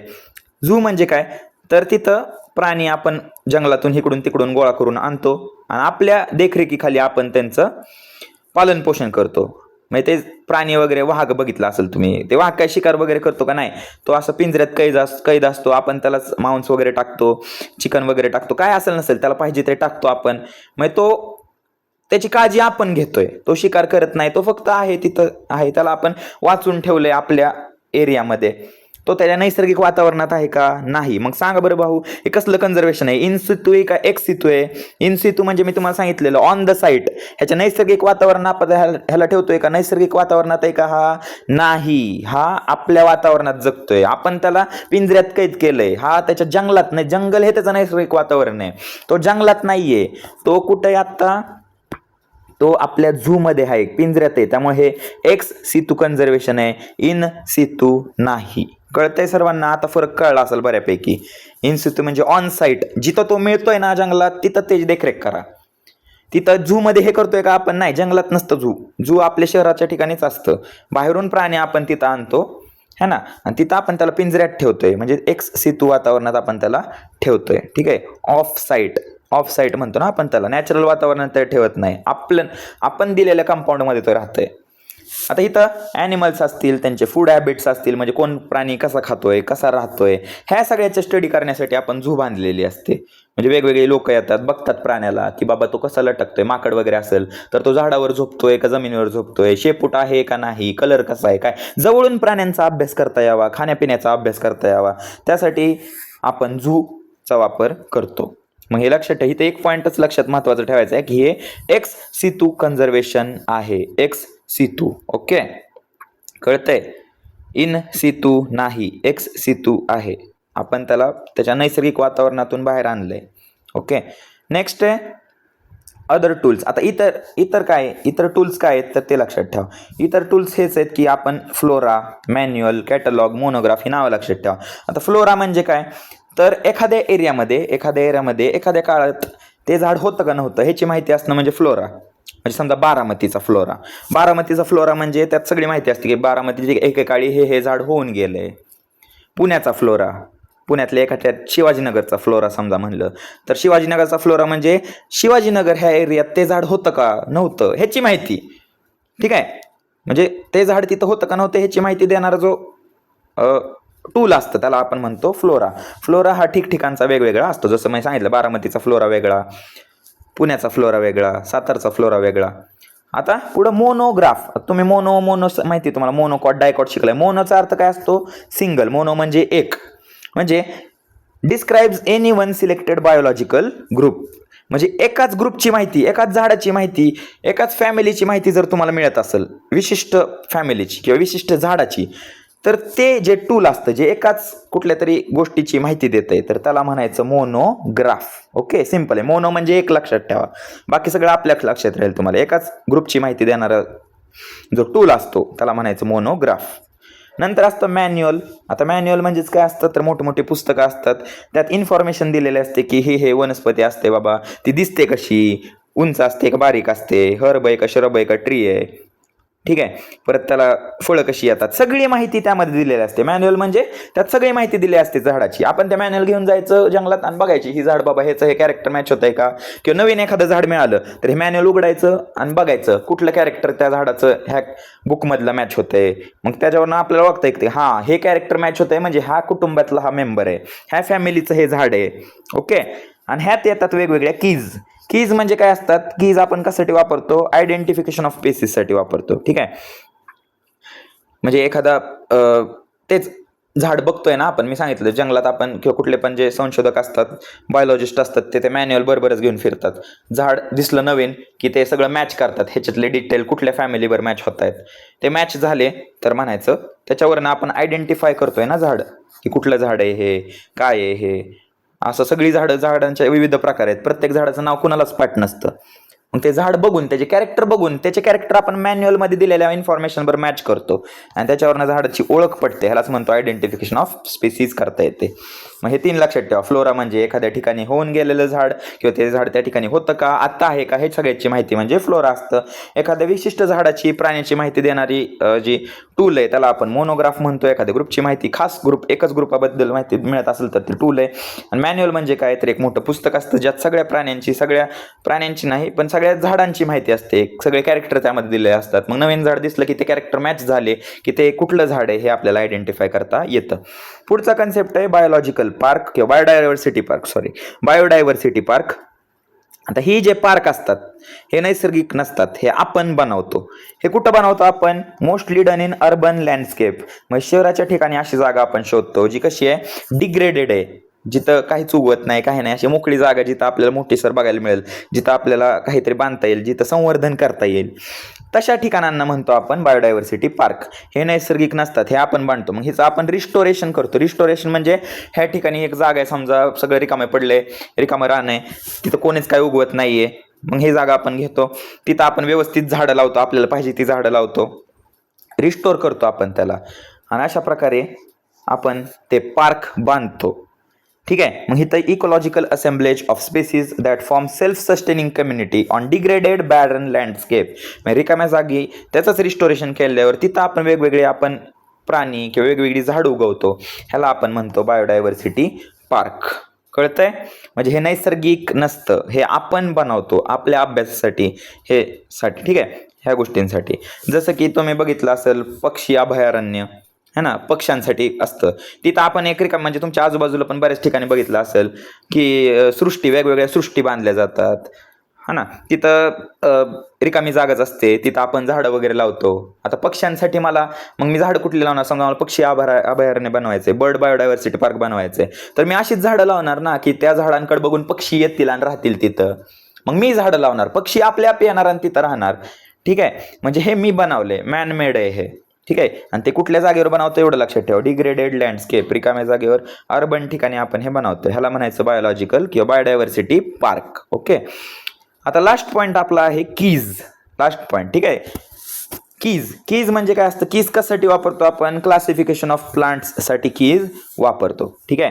कुठला पण प्लांट आपल्याला क्लासिफाय करायचं आहे, त्याचं वर्गीकरण करायचं असेल तर आपण ते कीज वापरतो. आता प्रत्येक की म्हणजे 2 ऑप्शन असतात. ठीक आहे. हे नाहीतर हे, जसं की टॉल किंवा डॉर्फ, कॉन्ट्रास्टिंग कॅरेक्टर असतात.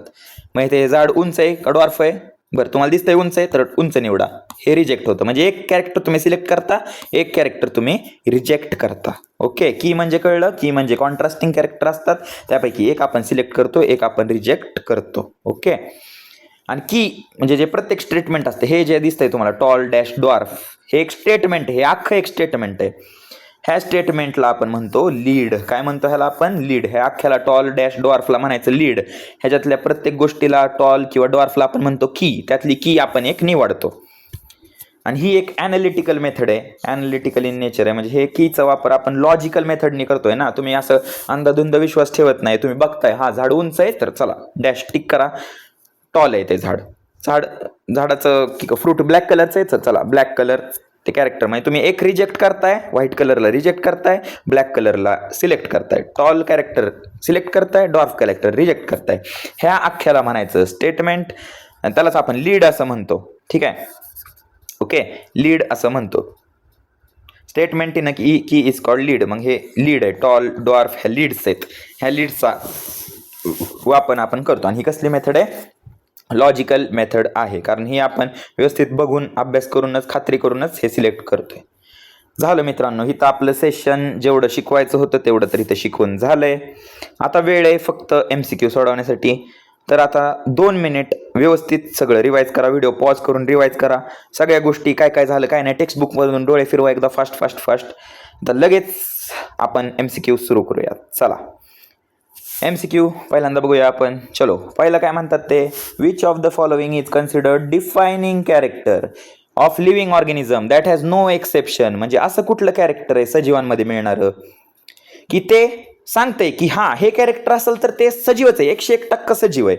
ग्रोथ हे कॅरेक्टर सजीवांमध्ये असतं का? नाही. आपण शिकलोय ग्रोथचे 2 प्रकार, एक्सटर्नल इंटरनल. ग्रोथ हे निर्जीवांमध्ये पण बघायला मिळते, त्यामुळे ग्रोथ ह्याचं उत्तर नाही. रिप्रोडक्शन मी सांगितलंय, म्यूल खेचर वगैरे सजीव आहेत पण ते रिप्रोडक्शन दाखवतात का? नाही. मग त्यांना सजीव म्हणायचं निर्जीव म्हणायचं का? नाही. म्हणजे आपल्याला सांगता येते का ते सजीवचंच कॅरेक्टर आहे? नाही.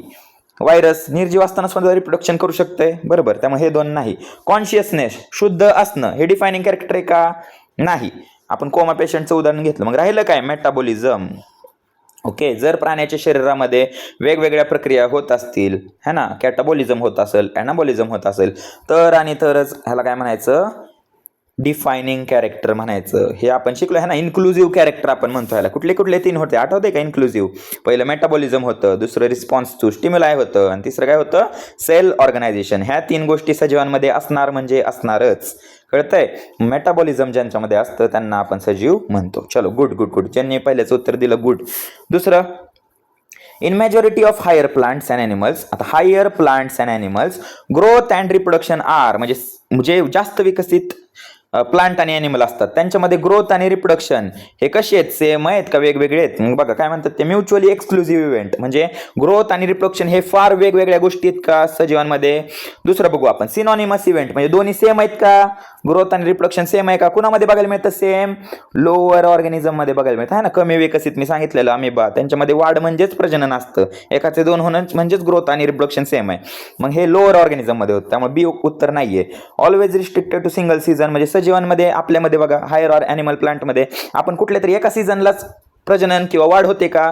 उन्हाळ्यात उंच झालाय, थंडीत बारका झालाय, किंवा थंडीतच एखाद्याची वाढ झाली, असं कधी होतं का? नाही. आपली वाढ कायम चालू असते. ठीक आहे, त्यामुळे तिसरं उत्तर सुद्धा नाहीये. रिस्ट्रिक्शन नाहीये एका सीझनसाठीच की ही सीझन आल्यावरच आपली वाढ होणार असं नसतं, त्यामुळे सी ऑप्शन पण नाहीये. Independent of cellular division. म्हणजे सेल डिव्हिजनचा ह्यात काय संबंध आहे का? की सेल डिव्हिजन वर अवलंबून आहे आपली वाढ, म्हणजे इंडिपेंडंट आहे, तसं आहे का काय? त्यामुळे सेल डिव्हिजनचा एक तर आपण शब्द वापरलाच नाही अख्ख्या धड्यामध्ये, सेल डिव्हिजन, त्यामुळे हे पण उत्तर नाही. मग राहिलं काय? ए ऑप्शन, की ग्रोथ आणि रिप्रोडक्शन ह्या दोन्ही गोष्टी कशा आहेत? एक्सक्लुझिव्ह आहेत, म्हणजे वेगवेगळ्या आहेत. त्यामुळे उत्तर काय आहे आपलं? ए हे उत्तर आहे. ओके, ए हे उत्तर आहे आपलं. ठीक आहे, वर डी हे उत्तर होतं.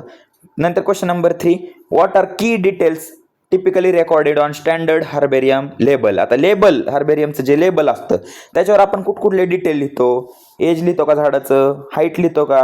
DNA स्ट्रक्चर विक्चर हे लिहितो का? नाही. नंतर इव्हॉल्युशनरी हिस्ट्री, डी ऑप्शन बघा. Evolutionary history, order, family, lineage. इव्हॉल्युशनचं आपण काहीच बोललेलं नाही. कुठल्या मातीत उगतं? pH काय मातीचा? पाऊस किती लागतो हे लिहितो का? नाही. काय लिहितो मग आपण? डेट, कुठल्या दिनाला कुठल्या तारखेला ते गोळा केलंय, कुठल्या ठिकाणी ते झाड मिळाले, कुठल्या त्याचं लोकल नाव काय, सायंटिफिक नेम काय, आणि कलेक्टर म्हणजे कुणी ते गोळा केलंय त्याचं नाव, म्हणजे ही माहिती असते. त्यामुळं ऑप्शन त्याचं आन्सर त्याचं बी आहे. क्वेश्चन नंबर 3चा आन्सर बी आहे. पुढे क्वेश्चन नंबर 4 बघा. Why are green houses utilized in botanical garden? Green house तुम्ही बघितलं असेल, है ना. Green house, poly house, green house, किंवा नेटमध्ये झाडं उगवतात. तर ती का उगवतात बाबा तसं? तर कॉमन सेन्स आहे. आपण उन्हाखाली का उगवत नाही त्याला? नेट का लावतो? कारण ऊन कमी लागावं, म्हणजे त्याला पाहिजे तसं वातावरण मिळावं ना. कॉमन सेन्स आहे. मग बघा, टू प्रिझर्व ड्राईड प्लांट. आता ड्राय प्लांटचा काय संबंध आहे का इथं? नाही. गार्डन आहे ना ते, गार्डनमध्ये आपण हिरवीच झाडं उगवणार ना, ताजी मेलेलं कुजलेलं उगवणार का? त्यामुळे ए ऑप्शन नाही. बी बघा, to grow protect plant that required regular climatic condition. तिसरा बघा, टू डिस्प्ले स्टफ्ड ॲनिमल. आता ॲनिमल, आता इथं गार्डन दिलंय ना, गार्डनमध्ये ॲनिमलचा काय संबंध? त्यामुळे सी ऑप्शन कट होते. D, to provide natural habitat for wild predator. आता नॅचरल हॅबिटॅट देणं हे बॉटॅनिकल गार्डनचं काम आहे का? शिकलोय आपण. नॅचरल हॅबिटेट हे बॉटॅनिकल गार्डन कसलं आहे, इन सितू आहे का एक्स सितू आहे, एक्स सितू आहे, मग त्याला नॅचरल कसं म्हणायचं, त्यामुळे हे पण नाही. उत्तर काय आहे आपलं बी आन्सर, की grow and protect plant that require regulated climatic condition. त्याला ऊन कमी लागतंय त्या झाडांना, पाहिजे त्याची कंडिशन देता यावी, त्यासाठी आपण ते पॉली हाऊस बांधतो, जेणेकरून बाहेरचं वातावरण वेगळं राहावं आणि त्या नेटच्या आत किंवा त्या पॉली हाऊसच्या आत, ग्रीन हाऊसच्या आत वातावरण वेगळं राहावं. ठीक आहे, कंट्रोल करता आलं पाहिजे तापमान, आर्द्रता, मॉइश्चर, सगळं. त्यामुळे आपण ते ग्रीन हाऊस बांधतो. ऑप्शन त्याचं बी आहे आन्सर. ठीक आहे, पुढे बघा क्वेश्चन नंबर 5 काय म्हणतोय, what type of conservation is represented by zoological park where wild animals are kept in captivity. म्हणजे झूलॉजिकल पार्कमध्ये वाईल्ड ॲनिमल आपण कॅप्टिव्हिटी म्हणजे आपण हे ठेवतोय ना, ते कसलं कन्झर्वेशनची मेथड आहे. इन सितू म्हणजे काय होतं सांगा, इन सितू म्हणजे आपण आता झू मध्ये ठेवतोय, निसर्गात ठेवतोय का, नाही. त्यामुळे पहिलं ऑप्शन तर नाही. सॅकर्ड ग्रूव्स पण आपण शिकलोय, ते निसर्गातच वाढतात, देऊळ असतं तिथं फक्त, पण ते नैसर्गिकच असतं, ते पण एक्स सितूच आहे, त्यामुळे हे पण नाही. बायोडायव्हर्सिटी पार्क हे पण नाही, हे आपणच बांधतोय नाही का, मी म्हणलं रिकाम्या जागेत बांधतो आपण, ते आपणच बांधतोय. झूलॉजिकल पार्क इथं आपण प्राणी त्यांच्या जंगलामधनं उचलून आपण आपल्या झू मध्ये आणतोय, कैद करतोय त्यांना, आहे ना, पिंजऱ्यात ठेवतोय, मग हे एक्स सितू कन्झर्वेशन आहे. ऑफ साईट कन्झर्वेशन, त्याच्या निसर्गातून आपण त्याला बाहेर काढून आपल्या निगराणीत, आपल्या डोळ्यासमोर त्याला वाढवतोय, त्यामुळे ते एक्स सितू उत्तर आहे. आता क्वेश्चन नंबर 6 बघा, Y can reproduction not be considered all inclusive defining character of living organism. म्हणजे रिप्रोडक्शनला आपण ऑल इन्क्लुझिव्ह म्हणजे सजीवांचंच कॅरेक्टर का म्हणत नाही, तर पहिलं बघा, रिप्रोडक्शन इन फाउंड ऑर्गॅनिझम, हो, रिप्रोडक्शन सगळ्या सजीवांमध्ये बघायला मिळतं का, नाही, है ना. आपण त्याचं एक्झाम्पल म्यूल वगैरे पण बघितलं, लिव्हिंग ऑर्गॅनिझम ते लिव्हिंग पाहिजे, ठीक आहे, ऑल लिव्हिंग ऑर्गॅनिझम पाहिजे, तर म्यूल वगैरे हे मध्ये लिव्हिंगच आहेत, पण त्यांच्यामध्ये रिप्रोडक्शन बघायला मिळतं का, नाही, त्यामुळे ए ऑप्शन ह्याचं नाही आहे. दुसरं बी बघा, non living things can also produce progeny, तर हो, नॉन लिव्हिंग थिंग्सचं व्हायरस आपण बघितलं, त्यामुळे हे पण त्याचं उत्तर नाही आहे. नंतर ह्याच्या बेसिसवर सांगू शकत नाही ना आपण उत्तर, की फक्त रिप्रोडक्शनला काय म्हणायचं नाही. Living beings are immortal and do not need to reproduce, की लिव्हिंग थिंग्स अमर असतात, त्यांना प्रजननाची गरज नाही, हे फालतू काहीतरी दिलं, हे कट करा जागेवर. आपण काय शिकलोय, की sterile living organisms like mule, worker बीज कॅनॉट रिप्रोड्यूस, म्हणजे हे सजीव आहेत पण तरी हे प्रजनन करू शकत नाही, त्यामुळे हे महत्वाचं कारण आहे, हे सजीव असताना पण प्रजनन करू शकत नाही, त्यामुळे आपण त्याला इन्क्लुझिव्ह फीचर म्हणत नाही. कळतंय का आता उत्तर हेच का पाहिजे, उत्तर कळतंय का सगळ्यांना, ओके. सजीव असताना सुद्धा हे रिप्रोडक्शन करू शकत नाही, त्यामुळे हे आपण म्हणतो की रिप्रोडक्शन ऑल इन्क्लुझिव्ह फीचर नाहीये, ओके. आता क्वेश्चन नंबर 7 बघा, which term encompasses the study of diversity of organism, their comparative property and their evolutionary relationship. म्हणजे कुठल्या स्टडीमधनं, कुठली अशी स्टडी आहे जिथं आपल्याला विविधता आपण शिकायला मिळते, आपण तिथं कंपॅरिझन पण करतोय आणि इव्होल्युशन उत्क्रांतीबद्दल पण माहिती येते. तर पहिलं बघा, नॉमेनक्लेचर म्हणजे काय शिकलोय आपण, केमिस्ट्रीमध्ये पण शिकलोय आणि बायोलॉजीमध्ये पण शिकलोय, की नॉमेनक्लेचर म्हणजे नाव द्यायची पद्धत. नाव द्यायचं काय म्हणलंय का ते, त्यामुळे ऑप्शन नाही. आयडेंटिफिकेशन, प्राणी ओळखायचा, नुसता प्राणी ओळखून तुम्ही त्याच्या विविधतेबद्दल माहिती करताय का, नाही. त्याची तुलना करू शकताय का, नाही. इव्होल्युशन शिकताय का, नाही, म्हणजे आयडेंटिफिकेशन पण नाही. क्लासिफिकेशन म्हणजे नुसतं वर्गीकरण करताय, तुम्ही वर्गीकरण करताय त्याच्यावर इव्होल्युशन करताय का, नाही, ठीक आहे. कंपॅरिझन करताय का, नाही. मग ह्याचं उत्तर आहे सिस्टेमॅटिक्स. सिस्टेमॅटिक्समध्ये हे तिन्ही येतात बरं का, नॉमेनक्लेचर, आयडेंटिफिकेशन, क्लासिफिकेशन, हे तिन्ही एकत्र म्हणजे असतात आपलं सिस्टमॅटिक. कळतंय. सिस्टमॅटिकमध्ये आपण आधी प्राणी ओळखतो, ओळखल्यानंतर त्याचं क्लासिफिकेशन करतो आणि मग त्याला नॉमेनक्लेचर देतो, त्याला नाव वगैरे व्यवस्थित देतो, मग आपल्याला कळतं की हा बाबा हे ह्या ग्रुपचा आहे, हे प्रॉपर्टी त्याची सेम आहे, ही वेगळी आहे, त्यामुळे ह्याचं उत्तर पाहिजे सी, सिस्टमॅटिक्स. आता क्वेश्चन नंबर 8 बघा, what is a lead in taxonomic key. Lead म्हणजे काय असतं, बुक. लीड म्हणजे पुस्तक आहे का, तर नाही. Preserve plant specimen in herbarium, आता हार्बेरियम आणि की वेगवेगळे शिकलोय, त्यामुळे हे पण उत्तर नाही. सायंटिफिक नेम आहे का लीड म्हणजे, तर नाही. मग राहिलं काय B option, a statement or choice in a key that provides alternative character. मी शिकलोय टॉल, ड्वार्फ सांगितलं ना, अल्टरनेटिव्ह कॅरेक्टर हे असं तर हे तसं कॉन्ट्रास्टिंग कॅरेक्टर आहे, त्यातला आपण स्टेटमेंट किंवा चॉईस करतोय ना, ती झाली लीड. टॉल ही लीड झाली, ड्वार्फ ही लीड झाली, ब्लॅक ही लीड झाली, ठीक आहे, व्हाईट ही लीड झाली. मग त्यातलं जे चॉईस जे असते आपण त्यातनी जी निवडतो त्याला आपण लीड असं म्हणतो, ते टॅक्झॉनॉमिक की मध्ये बघायला मिळतं, त्यामुळे त्याचं उत्तर आहे बी ऑप्शन. नंतर सेकंड लास्ट क्वेश्चन नंबर 9 बघा. The sum total of all chemical reactions anabolic आणि कॅटाबॉलिक ह्यांचं टोटल म्हणजे ॲनाबॉलिक प्लस कॅटाबॉलिक काय म्हणतात त्याला? इट्स कॉल्ड ॲज सांगा. कॅटाबॉलिझम नाही, ॲनाबॉलिझम नाही, होमिओस्टॅसिस नाही, मेटाबॉलिझम. लिहून पण दिलं मी. कॅटाबॉलिझम म्हणजेच मेटाबॉलिझम म्हणजेच कॅटाबॉलिझम प्लस ॲनाबॉलिझम दोन्ही एकत्र आले की टोटल होतंय ना, त्यालाच म्हणायचं metabolism. D option last answer आता हे बघा. Last question. Which taxonomic aid provides comprehensive and exhaustive information about single specific taxon or family? कुठलं टॅक्झॉनॉमिक एड आहे जे फक्त सिंगल, ही तर फोकस करा, सिंगल फॅमिली किंवा टॅक्झॉनची माहिती देतंय. सिंगल म्हणजेच काय? मोनो म्हणजे काय? एक. मग मोनो कुठे दिसतंय? मॅन्युअल नाही, फ्लोरा नाही. फ्लोरा एका ठिकाणच्या सगळ्या झाडांची माहिती देते की ह्या एरियामध्ये कुठली झाडं होती, हे झाड होतं का नव्हतं. कॅटलॉग आहे का? नाही. आणि मॅन्युअल मी सांगितलंय की ती मॅन्युअलमध्ये सगळ्याच झाडांची माहिती असते, तिथं ओळख पटवण्यासाठी. मग उत्तर काय? मोनोग्राफ म्हणजे एकाच झाडाची, एकाच प्राण्याची ती माहिती देणार, फक्त एकाच फॅमिलीची देणार. ठीक आहे. अशा प्रकारे आपण 10चे 10 प्रश्न सोडवले आहेत, ज्यांचे 10चे 10. प्रत्येकाने आपापला स्कोअर लिहा. ठीक आहे, प्रत्येकाने आपापला स्कोअर लिहा कमेंट सेक्शनमध्ये. व्हिडिओ कसं वाटलं ते लिहा. हे पहिलाच व्हिडिओ होता, कसं झालंय काय झालंय आता ते सगळं रेकॉर्डिंग झाल्यानंतरच कळेल. काही कमी राहिली असेल तर मी माफी मागतो. पहिलंच ऑफलाईन म्हणजे ऑनलाईन लेक्चर आहे हे, त्यामुळे बरेच प्रॉब्लेम येतात ऑनलाईन असं इंटरॅक्शन करायला, एकटंच रूममध्ये बडबडायला खूप असं प्रॉब्लेम येतो, त्यामुळे समजून घ्या. आणि आपल्या चॅनलला, ह्या व्हिडिओला लाईक करा, शेअर करा, आपल्या इतर मित्रमैत्रिणींना पाठवा. हळूहळू आपण सगळ्या गोष्टी कव्हर करतोय. एक लेक्चर आणि तुमचा अख्खा धडा क्लिअर होऊन जातोय. इथं फक्त मी सांगतोय त्या गोष्टींकडे लक्ष द्या. आता हे व्हिडिओ बघितल्यानंतर तुम्ही एकदा फक्त धडा वाचा, डेफिनेशन त्या पाठ करा आणि मी जेवढं सांगितलंय तेवढंच अंडरलाईन हायलाईट करत चला. ज्या गोष्टींवर मी भर देतोय त्या गोष्टीच एक्झाममध्ये येतात. त्यामुळं आपल्या चॅनलशी जुडलेले राहा.